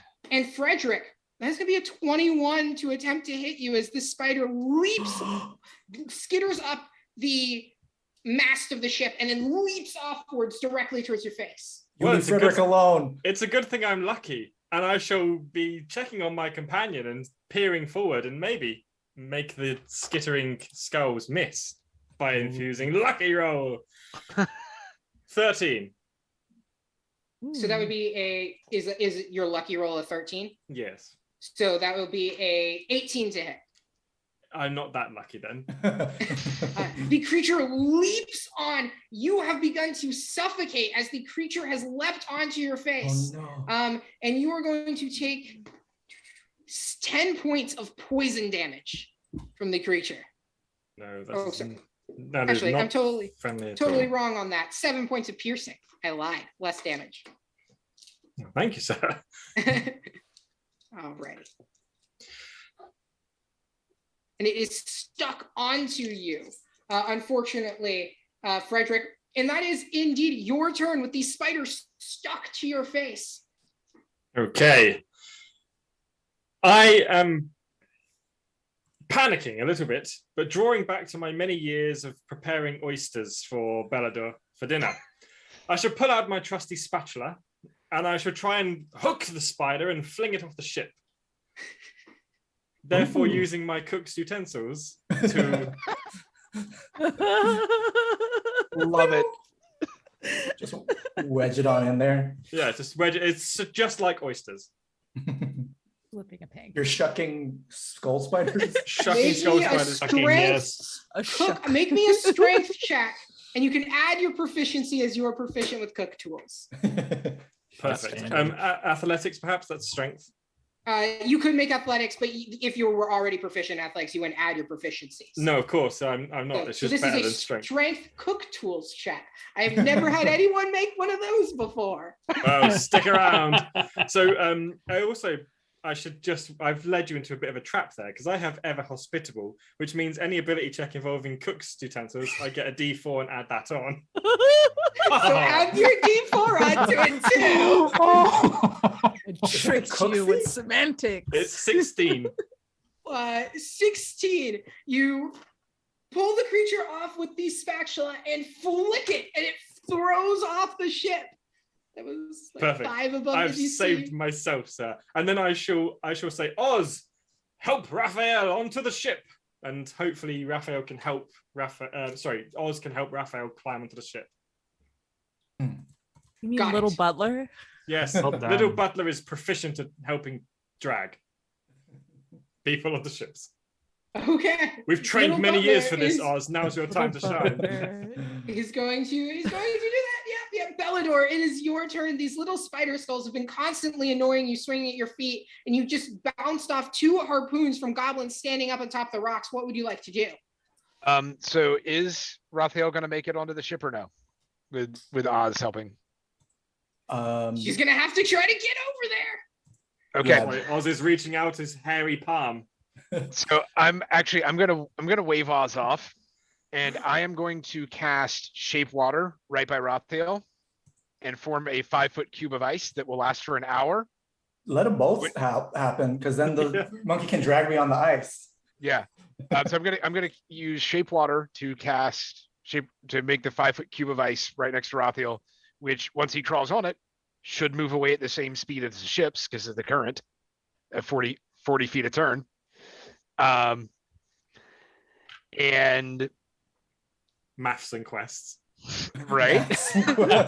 Maths and quest.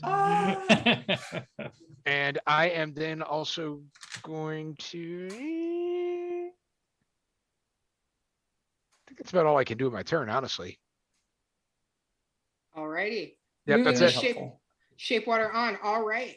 Yeah, I lost the map. I must find it again. All right. We are back on Bellador. Raphael, there is a little bit of ice right next to you. What would you like to do? I'm gonna take a disengage action, hop on that ice, baby. Okay. See you later, assholes. And while that's Just happening, I am shouting to the other ship. Raphael's on her way. Yeah. I'm on a Great. really I'm chilling. I like that. Anything for your bonus action, Raphael? There's no one, no allies within 30 feet of me, right? So I'm going to just start paddling, basically, to help get myself going. All right, you are getting yourself going with the ice, kicking off of the rock, disengaging and moving forward. I'm gonna allow our little Raphael atop the ice. We're just gonna say, for our purposes of pushing ourselves down the ice, like I feel like as you move, you're gonna get some momentum. Why don't you make me an athletics check to see whether or not it's gonna be difficult terrain? There's Okay. a monkey hanging over the side of their arm out, just waiting to grab you. Oh yeah. Oh wait, because like I'm not familiar with the flying carrying rules. So I'm gonna reach, if the monkey has the handout, I'm also going to... I think you are too far away from the boat. If you want to kick towards the boat with the ice, that is going to be, you're going to be moving against the current. So I am going to ask you to make an athletics check to move against the current if you want to get towards the boat. If you want to just follow down the current, you can. Oh, I'm gonna follow down the current, and I'm also gonna like reach out to the monkey and just, I don't know what's gonna happen. I'm just gonna reach out to the monkey. I'm not trying to push it. I'm just gonna float on. Got it. Kicking The off. monkey will do is able- most of the work. Yeah, great. Whatever the monkey's gonna do, I'm gonna let the monkey do. The flying monkey help me out of this very bad situation I'm in. Okay. Several of these goblins actually they held their actions until something moved past them, and they're going to take their short bows and take shots at you sitting on top of the ice flow. I am going to say they are going to have advantage as you are, or technically you're prone, so they'll have disadvantage on the ranged attacks. Because you're like flying on top of the ice, a smaller target. That is going to be a 16 to hit on the first attack. 16 exactly hits. Alrighty. And the second one would be a miss. Cool. Would be like a 7. That'll be 3 points of piercing damage hit from a bow and arrow. Oh, that's smarts. All right. Okay. That was Raphael's turn. Sunny, you are up. You guys have run far to the back of the ship, but there are several goblins that are preparing, that look like they have been preparing for an attack as the other ship moves past. What would you like to do? Yeah, I'll move over. I'll stagger over because let's be honest, I'm a little hurt. To get to the edge of the boat, and then I'm gonna fire off to Eldritch Blasts again, to any of these goblins, just to lay down some cover. Got it. Fire off those 2 Eldritch Blasts. Make me 2 attack rolls.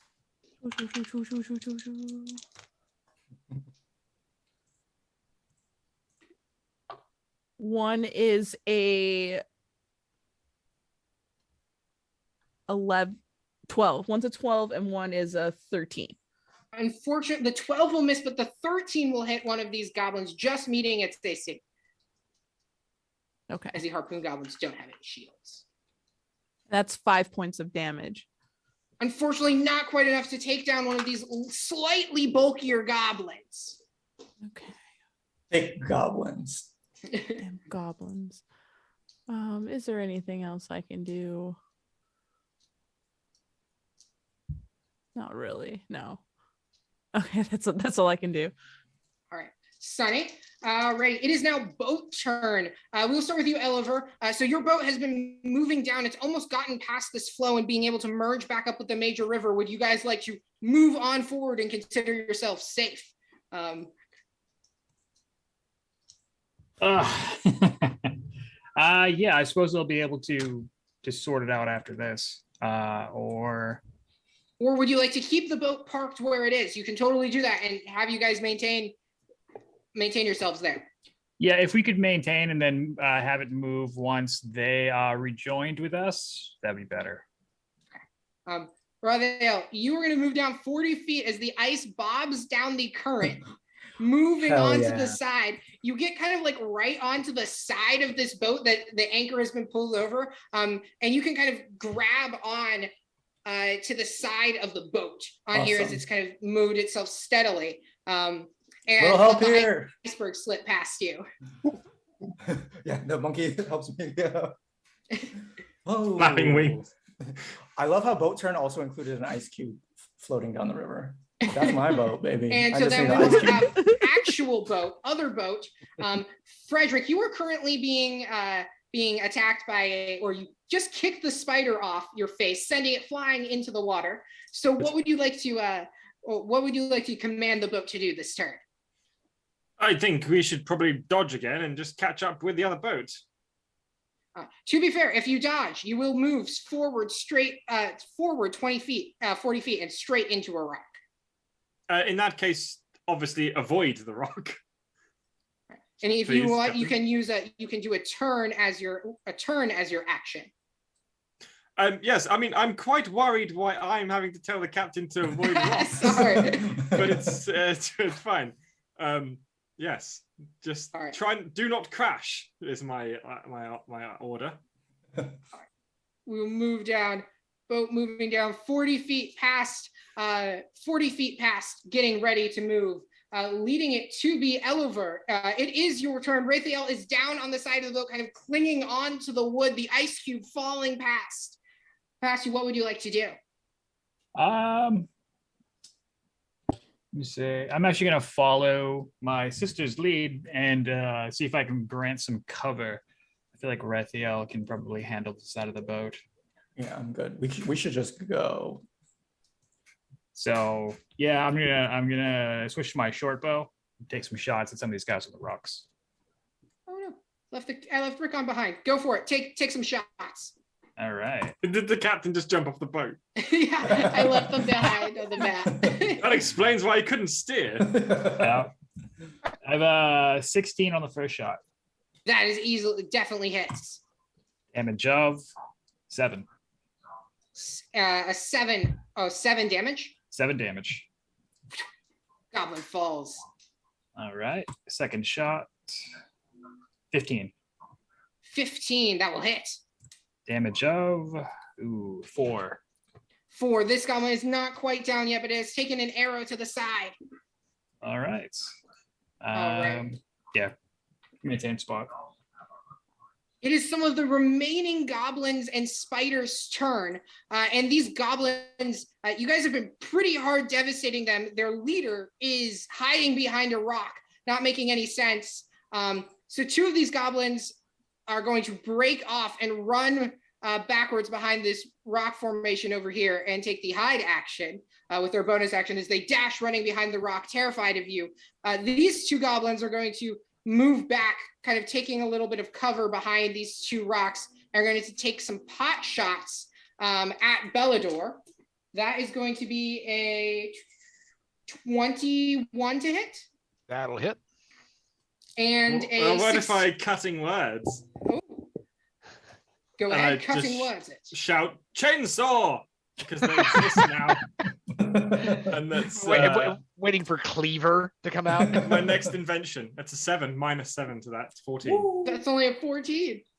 14 hits my armor class on the nose, unfortunately. I'm burning through my pan flute inspiration though.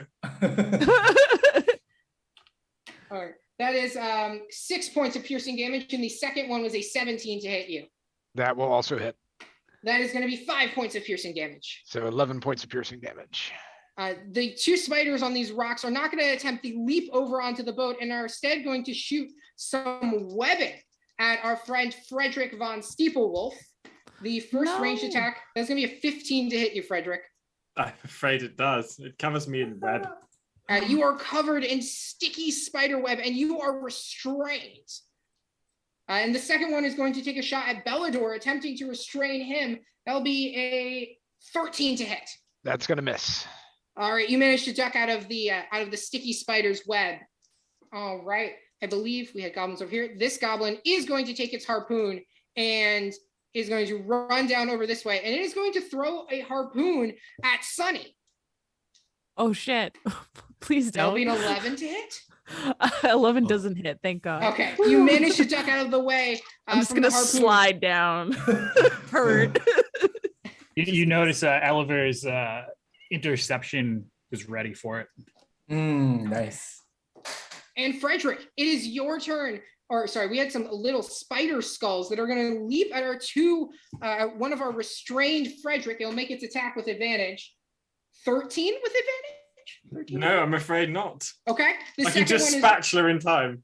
The other one's going to attack Bellador with a 10. Some low rolls over here from our spider skulls. Alrighty. And that makes it Frederick's turn. Okay. These two goblins back off. So now that I'm restrained, I suppose it would benefit if I was no longer restrained. So I should try and break free with pure brute strength. Make me an athletics check. I certainly shall. Frederick has old man strength. It certainly does. Hulk it out. It's 13. Quiver in fear. 13 is just enough to break free, and you have burst out of the webbing with your action. Yeah, no silky sticky material shall hold me. I'm an expert. Frederick's an expert. And now that's my action to do that, right? To break out? That is correct. Okay. So I shall use nothing else because I don't have anything else to use. Actually, no, I do. I shall bonus action healing word and say, get better, and heal Frederick for damage. It is 1d4 plus 4 because I'm going to do first level. I'm saving my higher levels for someone else. 6 points. Nice. 6 points of healing. You berate yourself. Get Bellador, it is your turn. A lot of the goblins appear to be breaking off their direct pursuit, but you still have the two little spider skulls skittering on the ground who just haven't been able to latch onto your guys' faces yet. All right, so I at this point, I'm throwing magic aside, and I'm going to bust out my daggers, and I'm just going to try and stab them. Okay. Stab towards one of each, and see how this goes. Yes, shuck them off the ship, sir. Shucking works well. Wow, a 6 on the first attack roll. This is going well. I tried to advise you, but you wouldn't have it. And a 9 on the second attack roll. Unfortunately, both those daggers miss. All right. And I am going to use, I believe Sunny is in range. I am going to use my bonus action to cast Healing Word in a second level slot for 2d4 plus 3 healing on Sunny. Okay. This is way late, but Maka shucking the thing was casting Shucking Grasp. Hey! Way too long, but that's... All right, so that's 8 points of healing for Sunny. Thank you. Oh. I hate it. You made so many puns. I'm dying over here. I need to keep my straighter face. I'm trying to be serious here. Sir, forgive me. My fingers, they're oohing. I can't help. All my training gone to waste. Okay. But Raphael, it is your turn. What would you like to do as you are clinging onto the side of the boat? I'm gonna try to get up onto the boat with the help of the monkey. Oh, I believe the monkey was on the other boat, wasn't able to quite fly over. Is it? No, the monkey's with the master of the monkey.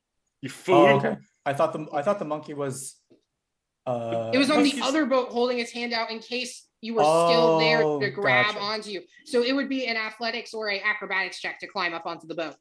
We're gonna do acrobatics. 5. 5. You are getting up onto the boat. It is going to you're climbing up onto the side. It's harder to get out of the water. You're not quite all the way up onto the boat yet, but you're getting there. And then I'll just bonus action help Oliver. Okay. Helping Oliver. Got it. Alrighty. And that puts us up. Sunny, it is your turn. Before boats move. Can I see the skulls on that other boat? They are very tiny, but they are skittering. Some of them are kind of like skittering on the mast. So yes, you can see them, but I am going to say it is going to be a disadvantage to attack them. They are so small and they are skittering constantly. But you can take a shot at them if you'd like. I do like. Yeah, I'll fire 2 Eldritch blasts at them. All right, go for it. I'm helping.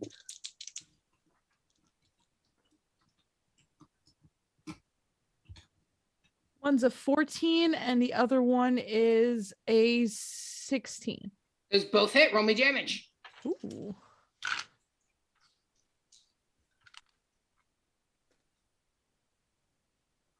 One is 8 points of damage and the other one is 6.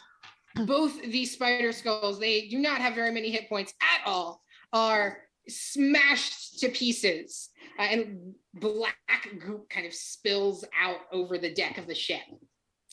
Got him. These tiny puny little things have caused us so much trouble because we've just been like just fully ignoring them. We've just been ignoring the fact that they exist. It is boat turn. I will say the captains will shout out Rickon and Lillian that it looks like if they should just break straight ahead and you can get away from the goblins. Now So they you are going to. Now you want to they're be gonna- Captain Rickon. Yeah, now they're gonna take over the thing. Get going, Lillian, run, y'all!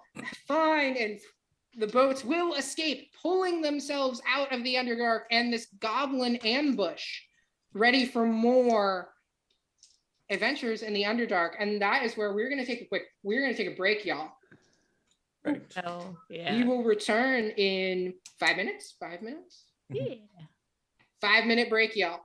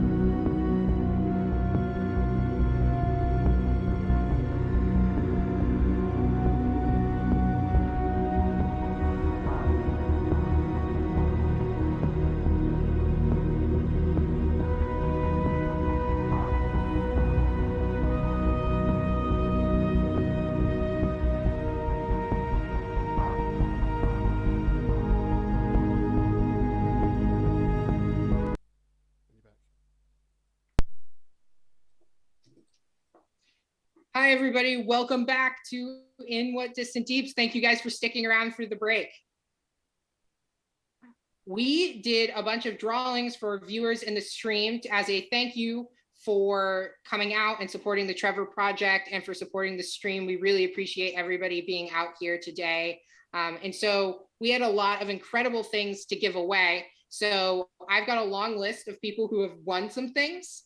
And when you have all you have to do is just DM one of us on Twitter. You can see all of our handles below, or you could shoot the stream a message and they'll get you to us, and we will make sure that you get your copy of your rewards as a donation link. So just make sure to message any one of us. We all have the access to the sheet, and we'll make sure you guys get your rewards, okay? So we got 2 copies of the wondrous Tome of Wands by T.A. Gray. T.A. Gray is awesome. They just had a really successful Kickstarter. And our 2 winners for that are the okayest GM and Lurix, L-U-R-X-X. So Lurix and the okayest GM, if you are here, all you have to do is shoot one of us a DM to claim your wondrous Tome of Wands. Woo. And then next we had a copy of Poor Unfortunate Souls, a reference to one of my favorite Disney movies ever, which is an adventure that takes place underwater, written by Vivian Vanderkook. And so she donated several copies, and our winners of those are Claire Sir Christery and Nimrod Black. So Claire Sir Christery and Nimrod Black, if you would like to claim your copies, just shoot any one of us or the stream a DM, and we'll make sure you get your rewards. We also had an amazing copy of the Draconomicon from QL Games. It's one of the best sellers on DM's Guild. It's a really awesome book. It's got a lot of cool dragon shit in it. And the winner of that is Heimendall. So Heimendall, if you want to claim your copy of the Draconomicon, just message any of us or the stream, and we'll get you your complimentary copy. We still have more stuff to give away, including the Feywild Companion from Splinterverse Media. And the winner of that is Cyrilu. So Cyrilu, if you are in the chat, just make sure to shoot any one of us a DM or message the stream, and we'll get you your free complimentary copy of that. Splinterverse also gave us a copy of Potions Unlocked, which another TV viewer was the winner of that. So another TV viewer, if you'd like to claim your copy of Potions Unlocked on Drive-Thru RPG, just shoot us a message and we'll get you that discount link. And then we have some pretty cool dice gift cards to give away. And I'm really excited to announce that How Not to DM, you have won a $25 gift card to Die Hard Dice. So $25 gift card to Die Hard Dice. All you just need to do is message one of us on Twitter, and we'll make sure that you can get in contact with Die Hard Dice and get your $25 gift card and get some pretty incredible dice from Die Hard. And then we had 1 dice gift card to give away to a random viewer from Dice Dungeon, the UK dice company. They make some pretty freaking beautiful dice. And Claire Sir Christery, I believe you also won a $25 gift card to Dice Dungeon. So if you just want to shoot any of us a DM or a message, Claire Sir Christery, you will be able to get your $25 gift card to Dice Dungeon. Thank you so much. Yeah, if anybody wants to, just even $1 will get you up to bump you up to the donors tier. And we have so many gifts to give away. It's like someone already won 2 prizes. So go ahead and donate, sound off in the chat, and we'll get you squared away. We're just supporting a great cause, and so many people in the community have been so generous to donate their products to us to give to you all. So like, it's here and we want to give it to you. We literally have there's so few, people have given a lot and we're very grateful, but there's way more prizes. So just donate anything and we'll try to get you a prize. Thank you everybody for donating. And we are ready to get back to our one shot as our characters are moving down into the Underdark, away from the goblin. Wasn't quite an ambush, but moving back onto the boats and back into the Underdark. So we are moving back as you all continue to go forward to In What Distant Deeps. So you all have passed after the effects of the goblin ambush and are continuing down the cold, dark caverns with the black water flowing underneath you. Is there anything you guys would like to do to prepare or heal up after the battle? Oh yeah, I'm resting.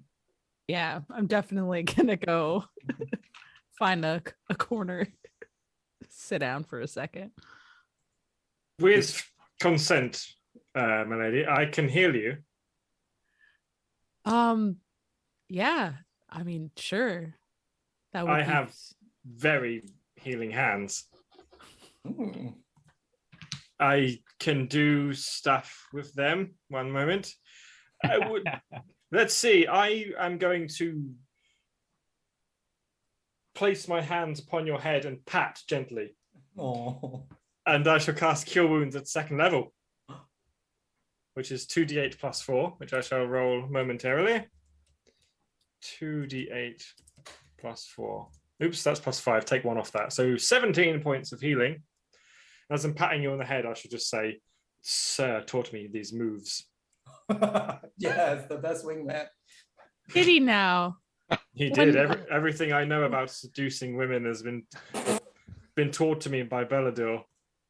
I am very good with the ladies. I bet you are. Bet you are, gentleman butler. And then I should just step back with my hand still patting the air, just like a dream.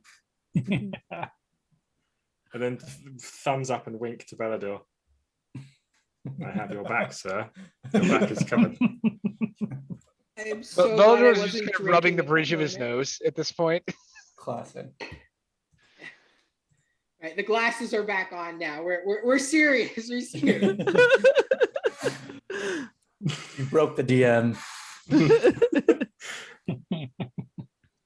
It's merely healing a companion. Does anyone else require any touching head pats? I'm good. I look like an old lady again, and I'm just sitting down. I'm just gonna use. I wasn't that damaged, so I was like, I'll just take a little nap here, and I'll be right as rain. Perfect. Oliver, do you require any head pats from Sir Butler? No, thank you, but perhaps later. Later it is, Thanks. if Sir permits. Sir Bellador, do you require any head pats? No, I'm good actually. Thank you though. Very well. In that case, I shall merely await for your word on service. And I start pouring more ale. Oh, I took surprisingly little damage despite being swarmed by spiders the entire battle. You are a mighty warrior, sir. Do not tell my group of regular players in our last session, I made like 15 rolls, 12 rolls and rolled 4 nat 20s. And they were very upset at me. And so now my rolls today were pretty horrible. So I'm sorry to my normal play group. I'm sorry. we're just better. My We're dice built just different. like these guys better than you. You've never faced such fierce warriors. With the spatula. Oh yes. Like Yes. SpongeBob. Yeah, the wizard Fierce took no damage warriors. because the bard was just buffing constantly. Here's some temp hit points. Here's this, here's this and that. It's so good. You guys begin to move forward, and the captains, Lillian, like kind of puts up her hand, putting down her book, and begins to slow the river barges as the light from the torch at the end illuminates an ancient stone wall blocking the tunnel forward. The wall was clearly constructed. It's jet black instead of the light gray of the rest of the stone, and completely smooth as glass. Directly above the wall, as the entrance to the tunnel continuing forward, is an opening and a small like alcove leading into the blackness. So there's no way, the boats have stopped as the river appears blocked forward, but there seems to be like above this wall that has appeared over the tunnel with the river, another entrance that looks like it would be person-sized. I'm gonna send Commodore Hoots up to scout out that entrance. Very good work, sir. As you look through Commodore Hoots's eyes, the owl cat nimbly kind of skittering itself, like climbing along the side of the cavern and poking its head in, you see a small kind of tunnel that leads to a stone door that's cut into the back of the cavern. A faded inscription is etched into the stone, and it reads, "In these dark and distant deeps, we, the Bloodsworn, hold the keys. Only 5 may enter here to show their devotion to our Lord's dear." Bloodsworn didn't exist anymore. Did your character say that out loud? Yes. Yes. I'm just gonna quip. Huh, right. They didn't exist, just like this wall doesn't exist. I'm just going to throw a stone at the wall. No, don't do Hits that. The wall pops into the water. The wall seems fine. I believe, sir, the wall is real. Forgive me for calling you a liar, but Exasperated sigh. TM. I'm gonna fire up a detect magic as well. Just do it anytime I can. I flipped through one of my books too to see if I can spot anything more about the Bloodsworn. Make me, you can do history or investigation, your choice. History, 15. 15. So the Bloodsworn used to worship ancient gods. Specifically, they used to worship the 5 great vampires. 4 of the 5 great vampires are dead, and the 5th lives isolated on an island outside the town of Starford Keep. They have not left their island for over 1,000 years. And so all the other 5 great vampires are dead. It's actually not known the identities of these vampires. It's just known they are dead. And that there were 5. They're all dead, technically. Yeah. Did you say that Raphael was going to do like an arcana on the wall or something? Like to check what magic is? Yeah, I'm gonna do a detect detect magic just to see if there's anything happening. There is abjuration magic on the stone wall ahead of you. So on the black stone wall, basic almost obsidian, blocking the tunnel forward, there's abjuration magic, but there does not appear to be any magic when you look up at, and you can see like Commodore Hoot sitting at the entrance to the small tunnel, like above the wall, leading into the cavern. Well, do you believe, Raphael, that I should cast Dispel Magic on this stone door? Well, there is abjuration magic here, and it might be really powerful, but I feel like that sounds awesome. In that case, allow me to take out the flutes I have not yet used. And I pull out my bird flute, which is in the shape of a blue tit. And I'll just be like, and that's Dispel Magic. A 3rd level. Make me a spell ability check, please. I do what? A spell ability check, as the abjuration magic on this wall is higher than the 3rd level. Oh, I see. So is that like +7 because I have +7 spell attack? No, it's not spell attack. It's a spell ability check. However, since you are a bard, you do get to add +1 to it. So it's just a spell ability check +1. So you would add your charisma +1. Oh, that's really high. Yes. D20 +5. Come on. It's 11, but I can lucky roll because I'm playing this blue tit with the most vigor you've ever seen. That's worse. Oh no. The vigorous tit. It's only 11, but it's a cool ass thing to do. So you play your magic, attempting to break the spell on the wall, but the abjuration magic shines just as strongly as it did before. Should I try that again, sir, or should we consider that failed forever? A little more vigor. I have so much more vigor within my body. I think it's been standing here for a long time. It's going to stand here for a lot longer. We should save our strength. As you wish. So I wanted it to work out. That would have been sick. It would have been very sick indeed, yes. So does that mean we have to go up the tunnel? Yeah, we got to find a way up there. How high up is the tunnel? The tunnel, it only appears, so you guys are fairly high up on the boats. It's only about maybe 10 or 15 feet up above. Okay. So I'm going Bellator, give me a to. boost. Or Eleanor, give me a boost. I'm just going to I was cast. trying to go first. I'm just going to cast Misty Step and go up to the entrance and drop down a rope. Nice. The classic. Good. Yeah. You know, everybody, like, you underrate rope, y'all. I see so many people are like, who cares about buying rope? Rope is everything. Rope is You and good. your fucking rope.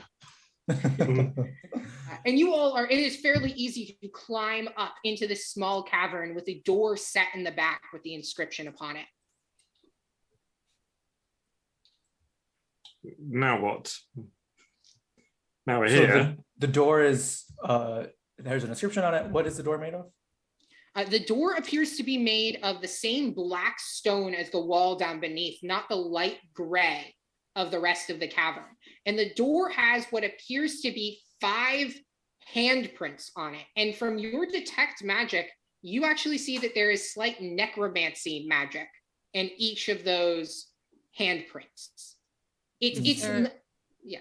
Sorry, go ahead. Is there any like inscriptions or like language or anything that's like? So this is the one that says, in these dark and distant deeps, we the Bloodsworn hold the keys. Only 5 may enter here to show their devotion to our Lord's dear.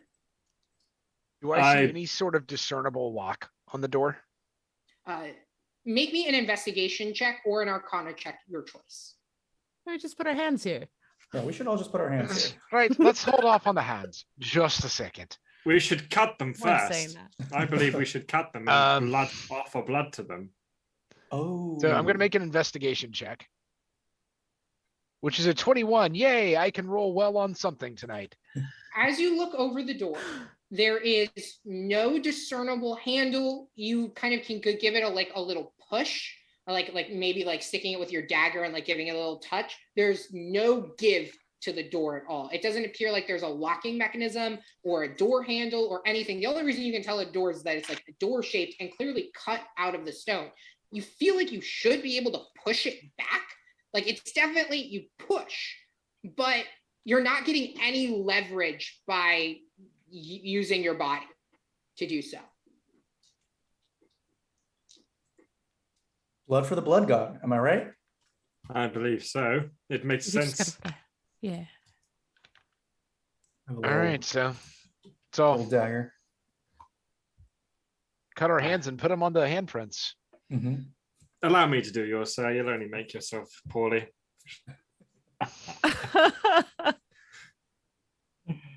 Hold on 1 second. I've got an idea. Oz, give me your hand.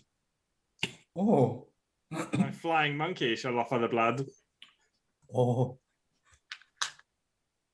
The Okay. DM looks bemused. Each person who cuts their hand takes 1 point of damage and puts their hand onto the wall. Splooge. And when 5 creatures have put their hands onto the wall, and blood has soaked in, just the slightest push of the hands and the door moves backwards. Hell yeah. At your service. Nice. What's it smell like? What's the air smell like? Does it feel like this room hasn't been open in a long time, or? Yes, there is the stale scent of dusty air that fills your nostrils as you take a step forward into this dark tunnel that appears to lead into a small foyer where there are 2 entries. So there's a small foyer, and then there are 2 doors that each looking in lead into one room. And the main room right here, it's a 30-foot long, dark and dusty stone chamber. At the end of it is a massive 10-foot tall statue of a man sitting atop a giant stone hand. He leans back against the fingers, 2 bat-like wings unfurled behind him. His face is strong with a powerful and long hooked nose. Harsh, unblinking eyes stare directly towards an inscription on the wall above you, which reads, "Show me only death."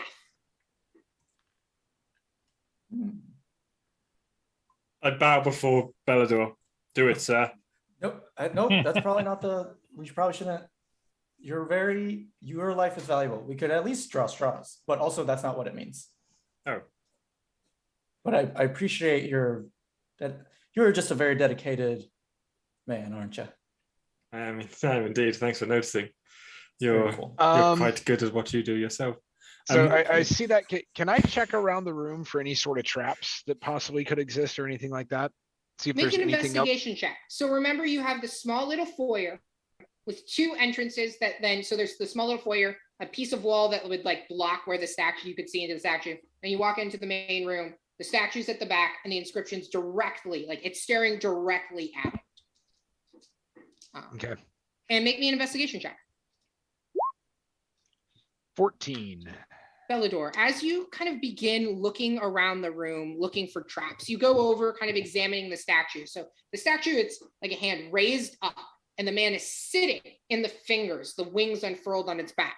And as you look and kind of examine the statue, you can see that it appears like it should rise up.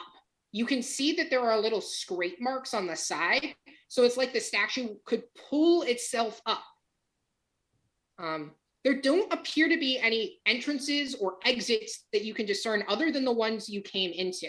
All there is the statue, staring directly at the inscription above the door, "Show me only death." Does there happen to be like stains on the eyes of the statue? You can make me an investigation check or a perception check to kind of look over the eyes of the statue. And you do have your detect magic on as well, right? Yep. So make that with advantage for me. I will do perception. There we go. That's a roll. That's a dirty 20. The statue's eyes do have magic on them.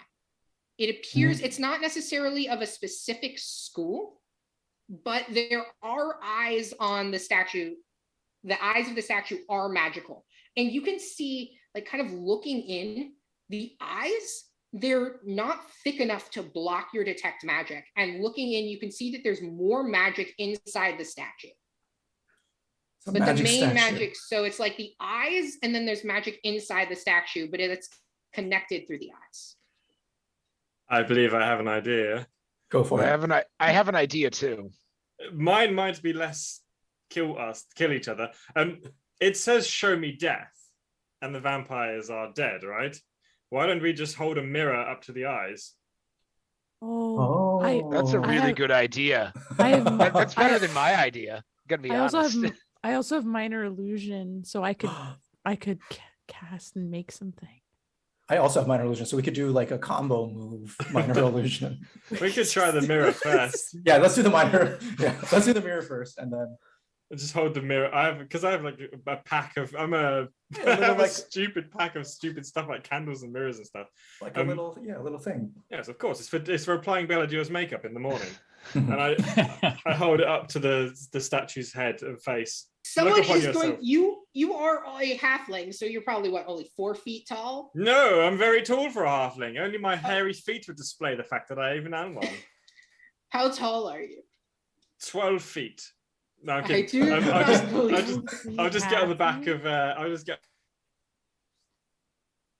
We lost. I froze for a moment. I was so startled. I stand on the back of Belladur. Sorry about this, sir. And you look at the mirror. The mirror reflects in the eyes of the statue stare in. And Raphael, there is a flash of magic. And the statue begins to rise up. And as it does, it pulls itself up from the ground, and you see that there's a spiral set of staircase that was directly below the arm of the statue, leading further downwards. Oh yeah, Maka with the clutch, just like such a DM too, just DM so often, and is like, all right, puzzle time. This is so funny because normally I give my group like puzzles for toddlers, like sort of thing. This is funny. Okay. Oh, it's super cool. All right, I guess who wants to go first? I will. Yeah. So Oliver, take point. I will take the rear. Yeah, I'll take I'll kind of keep an eye on the back. I'm going to suggest to Oliver that maybe we use one of the familiars that can see in the dark to scout a little bit further ahead of him. Certainly. So that we're not putting him directly at risk. Good call. Yeah, so we'll move at your pace. One more thing. I'm going to also. I'm trying to decide who to cast this on. Well, we have the familiar to alert the beginning. I might cast protection from evil protection from evil and good on Sunny, because Sunny is also prone to jumping into things, which I also am. But I think I'm going to pat her on the shoulder and be like, all right, here we go again. And I'm going to choose undead as the type that, or is it all of these types that they're protected from? It's all of the types. Okay, cool. Yeah, I'll just do that, and then we'll head on out. All right, so Sunny, you do have a protection from evil and good upon you. As you all descend down this swirling spiral staircase, moving forward, you enter into another large, dark chamber, dusty, stale air that hasn't tasted wind or sunlight for hundreds of years. It has high vaulted ceilings. And on one side of the room are 5 gnarled stone hands that extend directly out of the stone. Each one holds some kind of glass orb in its palm. On the other end of the chamber are 5 statues with names written above them: Milikov, Liara, Victor, Darkon, and Atros. Milikov is a tall, wiry man with a sneer etched across his thin lips. Liara is a large, muscular, wild-looking woman. Her long hair is untamed and curls down her back. Victor is depicted as a powerful, muscular warrior with noble features and a strong jaw. He appears to be the same one as the man you saw in the last room, but with no wings behind their back. Next to Victor stands Darkon. Darkon has a dagger in his hand and a hood pulled over his head, but there is no face, just smooth stone. The last statue is Atros. He has long, straight hair that hangs down to his waist and wears simple robes. All of the statues have one of their hands extended, as if asking for something. And above their names is an inscription. And do not worry, I will send all of this to you guys in the chat, so you have this information readily available to you. And the inscription reads, "Before there were 7, there were 5, dark immortal siblings, rulers of the night. Victor was the strongest. He ruled supreme. Only night or fire could withstand his cruelty. Liara is fiercest, the mother of beasts. Storm or night can herald her majesty. Milikov was smartest until he faced the sun. Now everything in his hands turns to cinders, forgotten. Darkon is hidden under his mask of lies. He spilt the blood of dragons, but never cried. Atros was wisest and watched from afar. Now he weeps for his family and looks at the stars." And I will send all of this to you, all in the chat. And I'll post it in our chat, in the server chat, so that all of our audience can see it as well. So I'll post it in. They might correspond to each of us, because to me, I felt like maybe each of us has one that we're more closely related to. So like the one with the mask seems like it's for me, because I'm always being someone else, and also Scourge Azamar wear masks and stuff fairly like that's part of the thing. Did anyone else feel like there was one that called out to you? No, I didn't.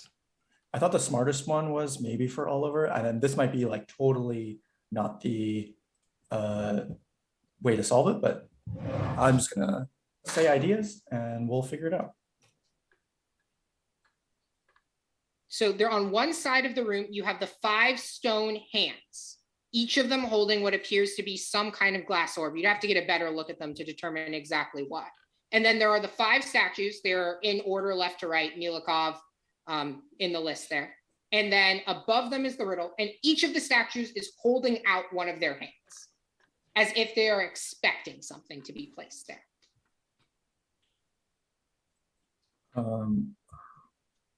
We have to give them each one of the things from the riddle. So the yeah, go ahead. Can I go look at the orbs then? Yes, absolutely. And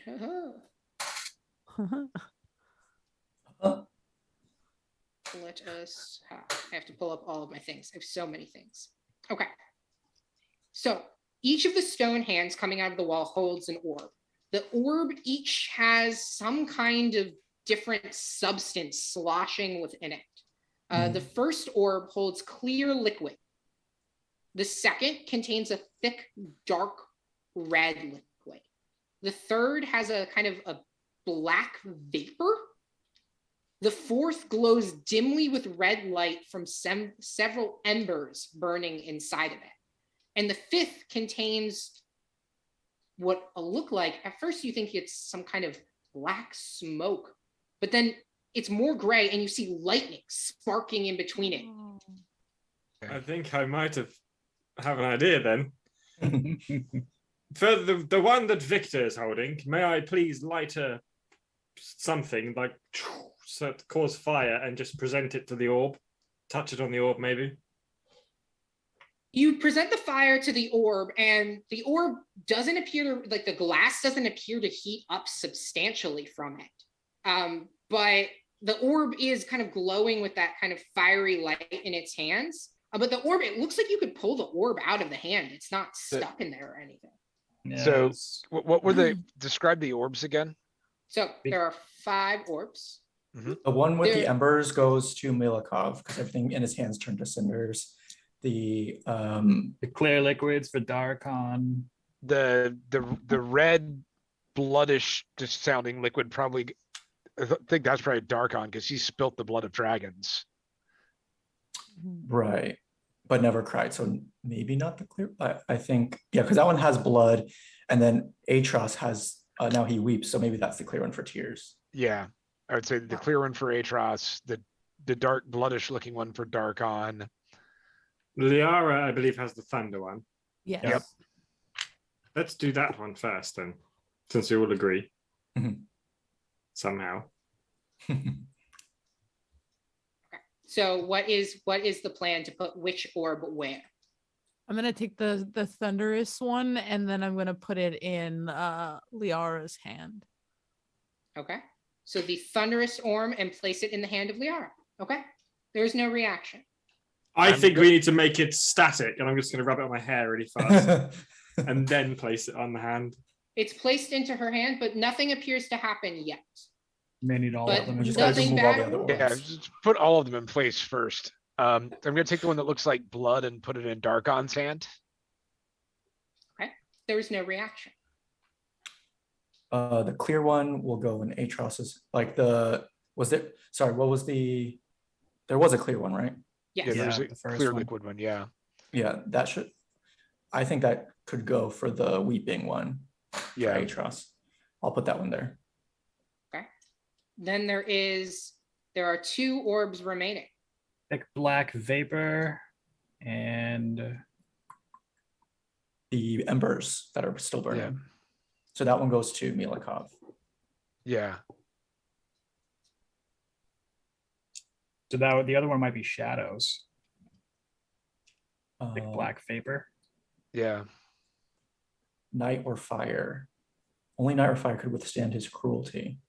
So the black vapor, yeah, it seems sort of smoky, but also nighttime. I think that goes to Victor. Victor. Okay. So you're giving the night to the orb of the black orb to Victor Mhm. and the orb of fire to Milikov. Yeah. Okay. You place all of the orbs in the hand. The orb of blood to Darkon, the orb of storms to Liara, the orb of night to Victor, the orb of fire to Milikov, and the orb of tears to Atros. You hold all of the orbs, and all of the statues hold the orbs in their hands. Sword ready.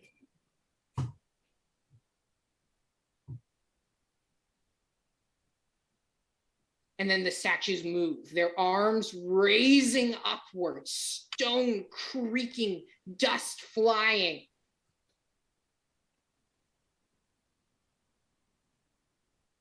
A wind begins to swirl through the room. Dust carried from centuries of misuse flying through the air, clouding your vision.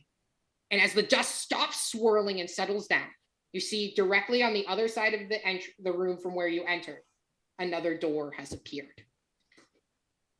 I'm gonna disguise self into Darkon and have a mask, like a blank mask on. And I'll have to guess at the colors of whatever his vestments were, but I'm gonna use the statue as a base for how to look like him. I'm gonna go check out the door, I guess. Does it appear locked or any inscriptions or anything like that? It does not appear locked, but it does have some inscriptions written into it, written in, does anyone here understand Abyssal? I do. Um, I do. I got Infernal instead. So I picked I Undercommon. think I chose Celestial. So Sonny, it does have, you can read the Abyssal. And it says, "You are children of the dark. And from here we now must part. Continue forward now you can, to share the blessing of our great friends." See, I told you those extra language classes paid off. So now, speak So do we go- 5. so do I. So do I. If thieves can't count, I also speak 5. But this door doesn't, it does have a handle. It looks like you just go through it. Can I Just check the for the handle just to handle. make sure it's not trapped? Make me an investigation check.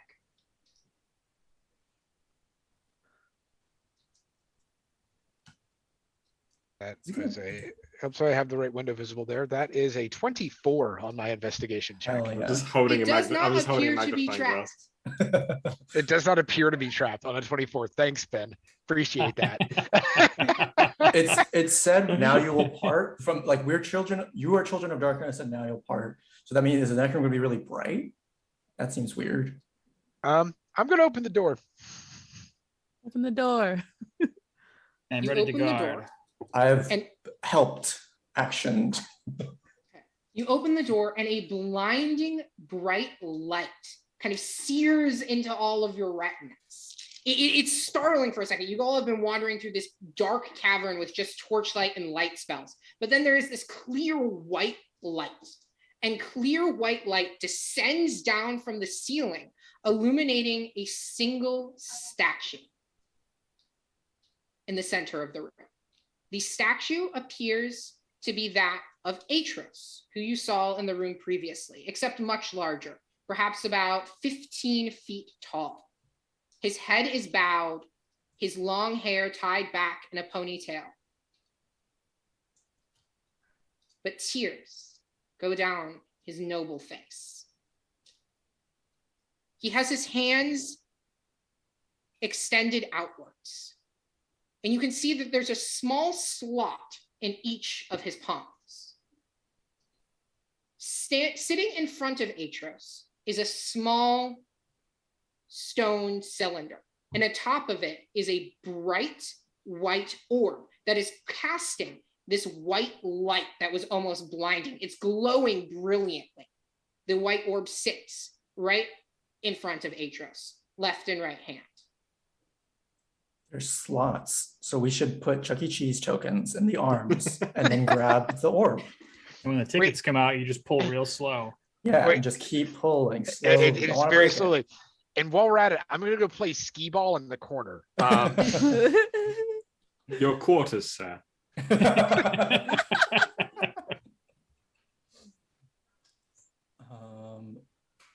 Yeah, I'm gonna get within 30 feet of the orb, or actually, I'm gonna fire up detect magic again and just like my goal is to get within range of the orb and get a read on that. But before that, I'm also checking the floor for magical stuff before I just walk forward into a room with a blinding light, an orb, and a statue with stuff in it. There's strong evocation magic coming from the orb. Very strong. Also, necromancy. Evocation and necromancy coming from the orb. Should I dispel the orb? Or no? That seems like I don't know. That one is less clear to me. The other one was like, yeah, sure. Just because we're on the wall. This one feels like it could be bad if we do that. I don't know though. Shut the keys off. What'd you say? Basically turning the keys off. Oh yeah, that could be like it. There does appear as you begin to move forward, Raphael, and investigate forward, there does appear to be an inscription written on the dais that's holding the stone orb. I will take a look at it if I know the language. It is written in Abyssal once again. Sunny. Yes. I need your expertise again to read this. I'll come running over, start reading that Abyssal. It says, "What does war determine?"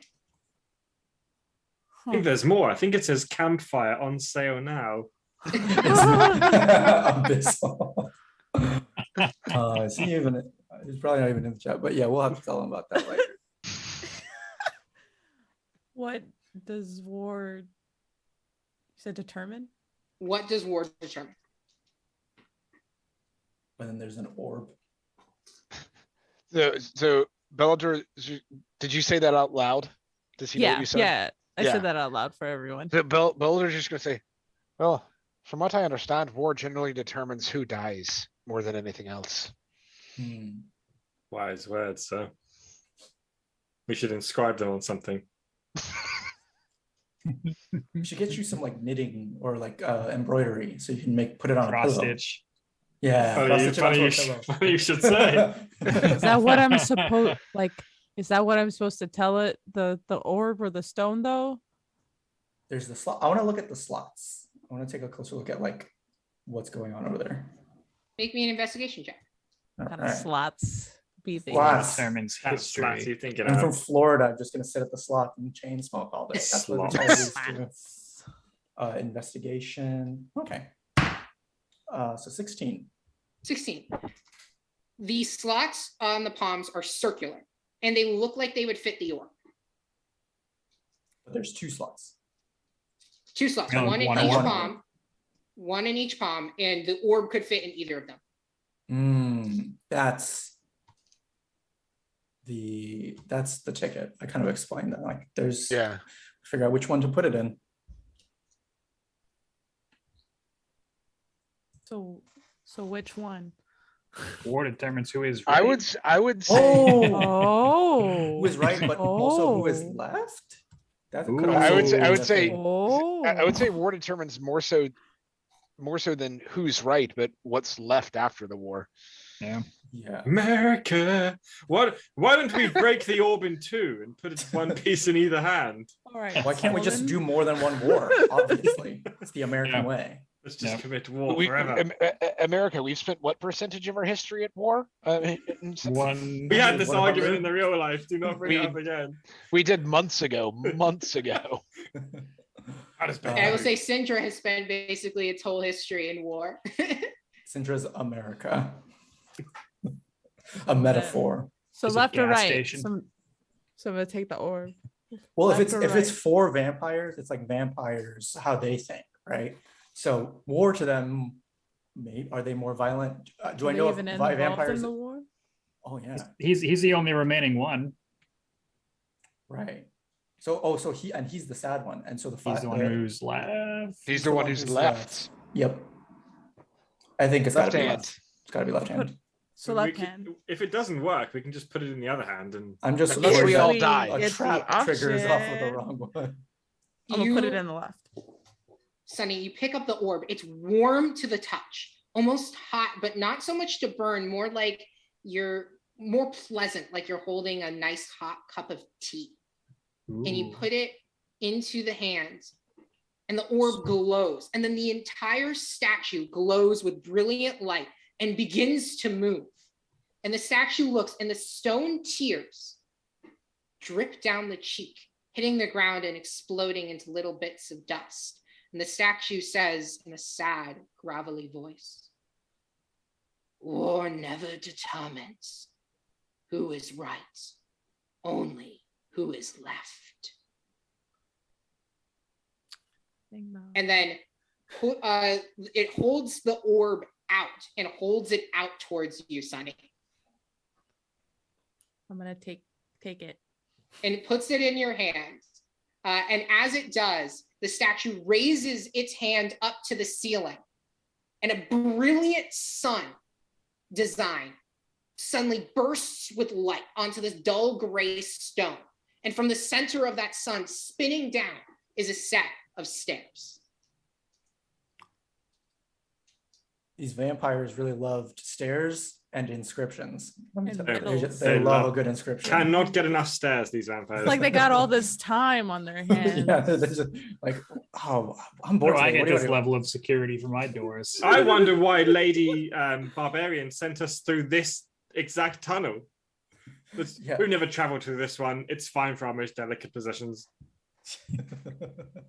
And Okay. as you all walk up, you are able to walk back up the stairs. And as you do, you walk up the stairs close down behind you.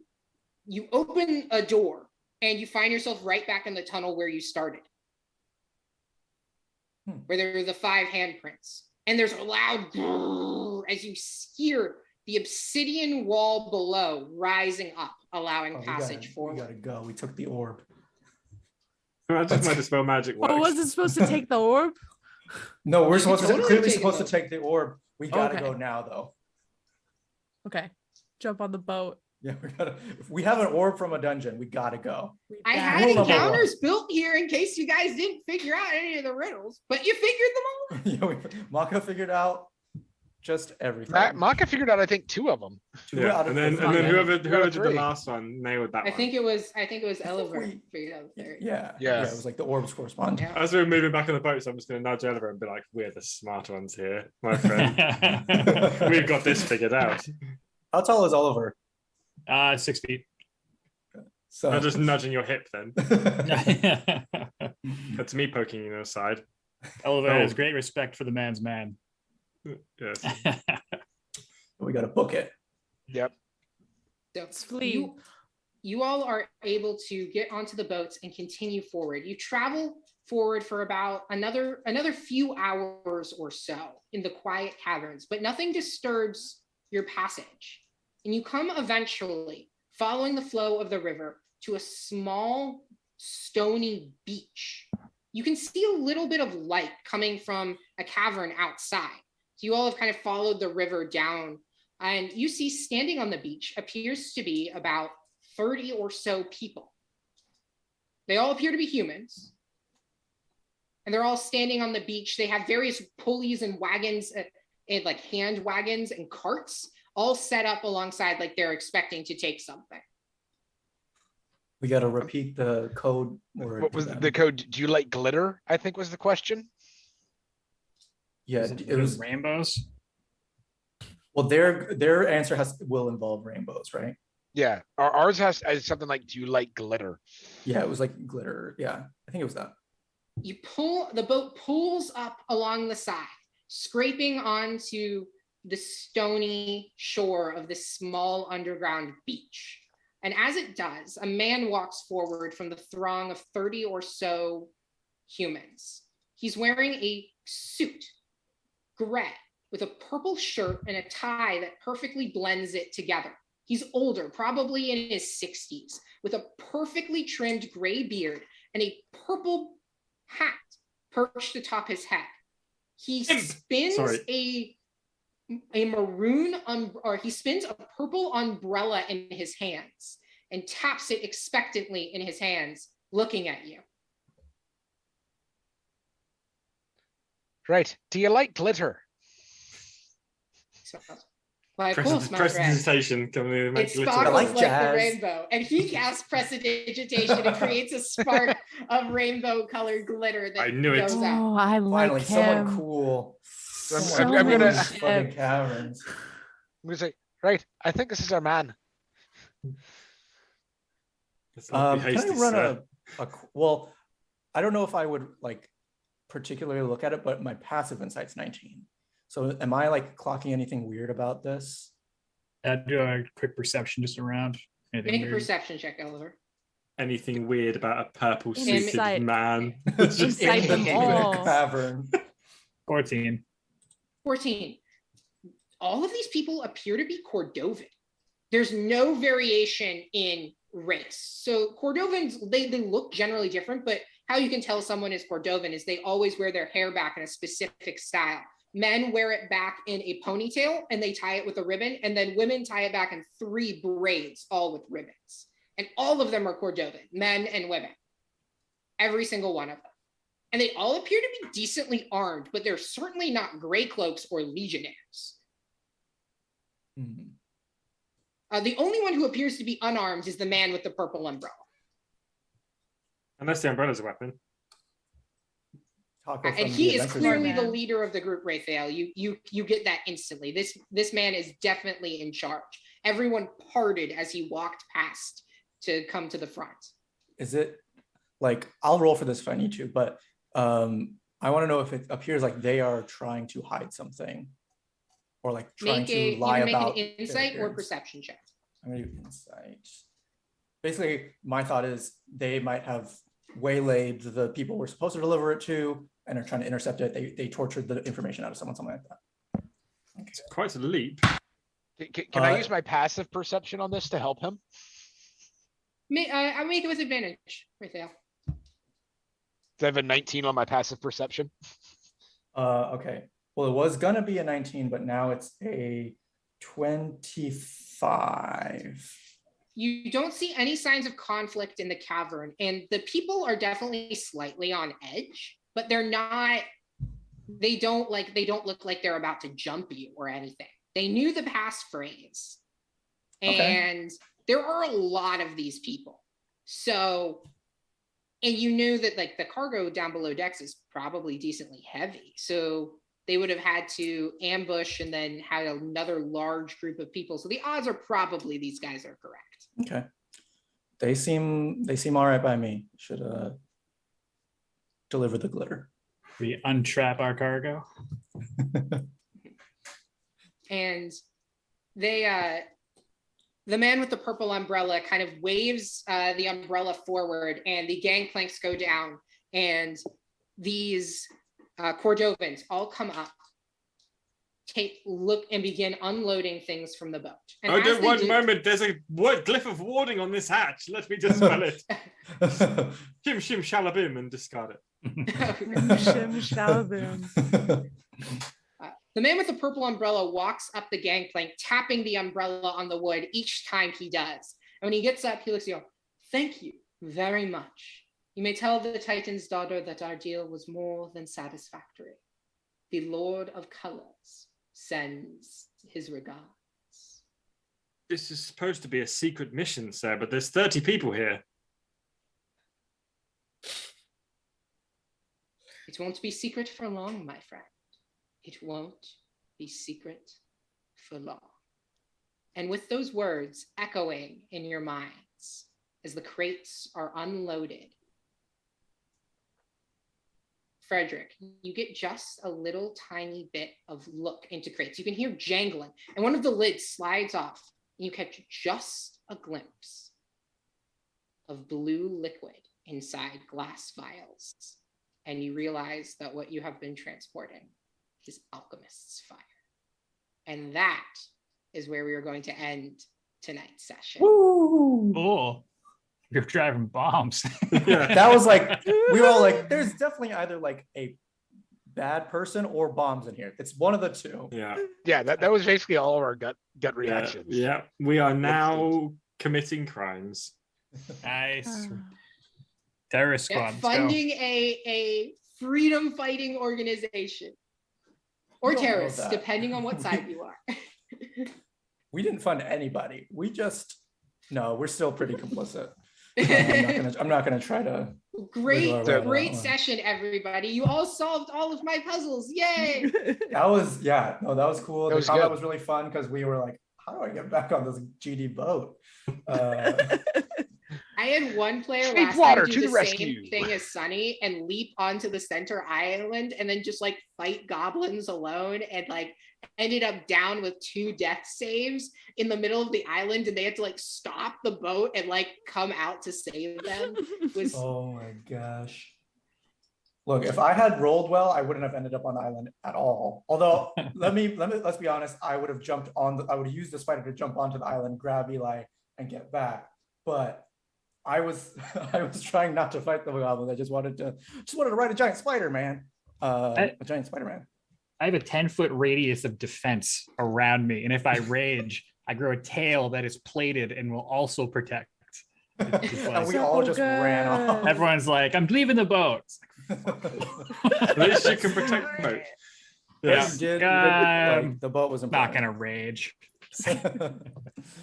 No, that was really fun. My Ben, one thank you so level of much. fighter carried us. Yeah, actually. It Oh, was yeah. really That was a lot of useful. fun.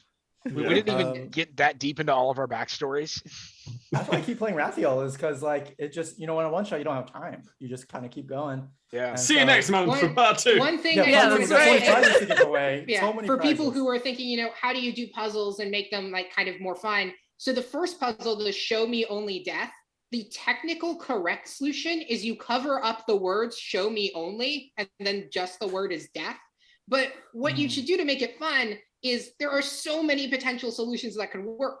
You could sacrifice a familiar and then have everyone else leave and go hide behind the room. You could cast feign death or Nistel's magic aura and then have everyone else like hide behind the statue so it couldn't see them. There are like so many potential solutions to that puzzle, showing it a mirror and showing it itself. That was super clever. Like, That yeah. was really good, And Maka. that's one of the thing is puzzles don't have to have a set solution. You can just go as a DM. Yeah, that was okay. That makes sense. That works. And then have it move forward. And it's fun because they're clever solutions. And they're like, oh, my clever idea didn't work. It's like the whole point was to come up with something cool. I I never. kind of wish you had told me though. Yeah, I kind of wish I'd just gone to bed like I can sleep well tonight. I No, I'm mean, you gonna be should. like, It "He was a just did it." solution to the puzzle. I have a list. Like the first one is the main solution. I actually have a list of 6 other solutions, and that is one of them. Putting Yeah, a but mirror my- next to My the- suggestion was going to be that I cast inflict wounds on it, which is a necromancy spell. Yeah, I was thinking like cast it on the eyes or something. Like I was Yeah. also thinking like that's a cool idea. I love inflict wounds.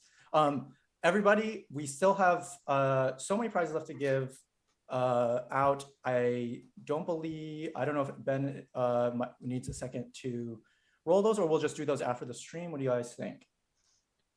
I think I know this is really random, but we should probably raid into Danny Hurt one either way. Oh, yeah, true. yeah. Let's do that. Danny's doing charity stuff too right now.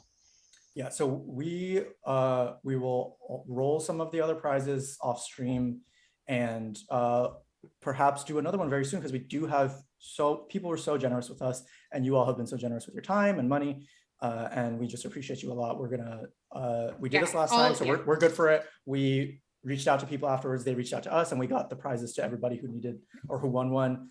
We will make that happen, we promise. Yeah. And maybe we'll do another one very soon because Ben's one shots are always so good and Ben is an awesome DM, knows exactly when like, oh, I'm done with the bit, I don't have to say anything else, and Ben will be like, all right, and then you walk through the door. Like that's really great for one shot, especially charity streams and stuff, one shots. So I think we have a great crew and we have other people in the community we also wanted to invite, but just didn't have the room for it. So next time we will definitely Yeah. have So more stuff to give anyone who away. has donated, we'll be probably doing the rolls like right like off stream. So if you still want a chance, we have some incredible prizes. We have some gift cards from Die Hard Dice. We have copies of the Drainomicon and Tasha's Cauldron or Crucible of everything else. We have some incredible prizes. So even if you just donate $1, we are going to be doing some drawings right after stream, and then we will contact all of the winners based on the donation list through that there. So you can still donate, you'll still have some time.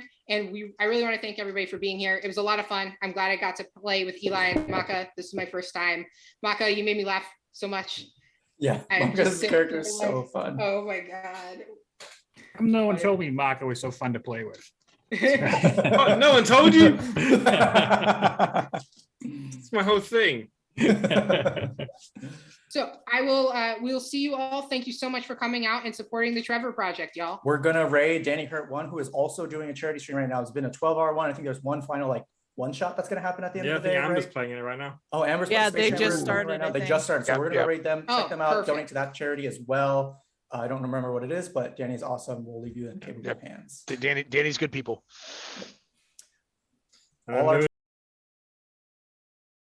Go with God, Vaya con Dios. I don't know why that came to my head. Yep, it's raiding. Thank you so much. We're raiding now. Light of the Bye. Seven be with you all.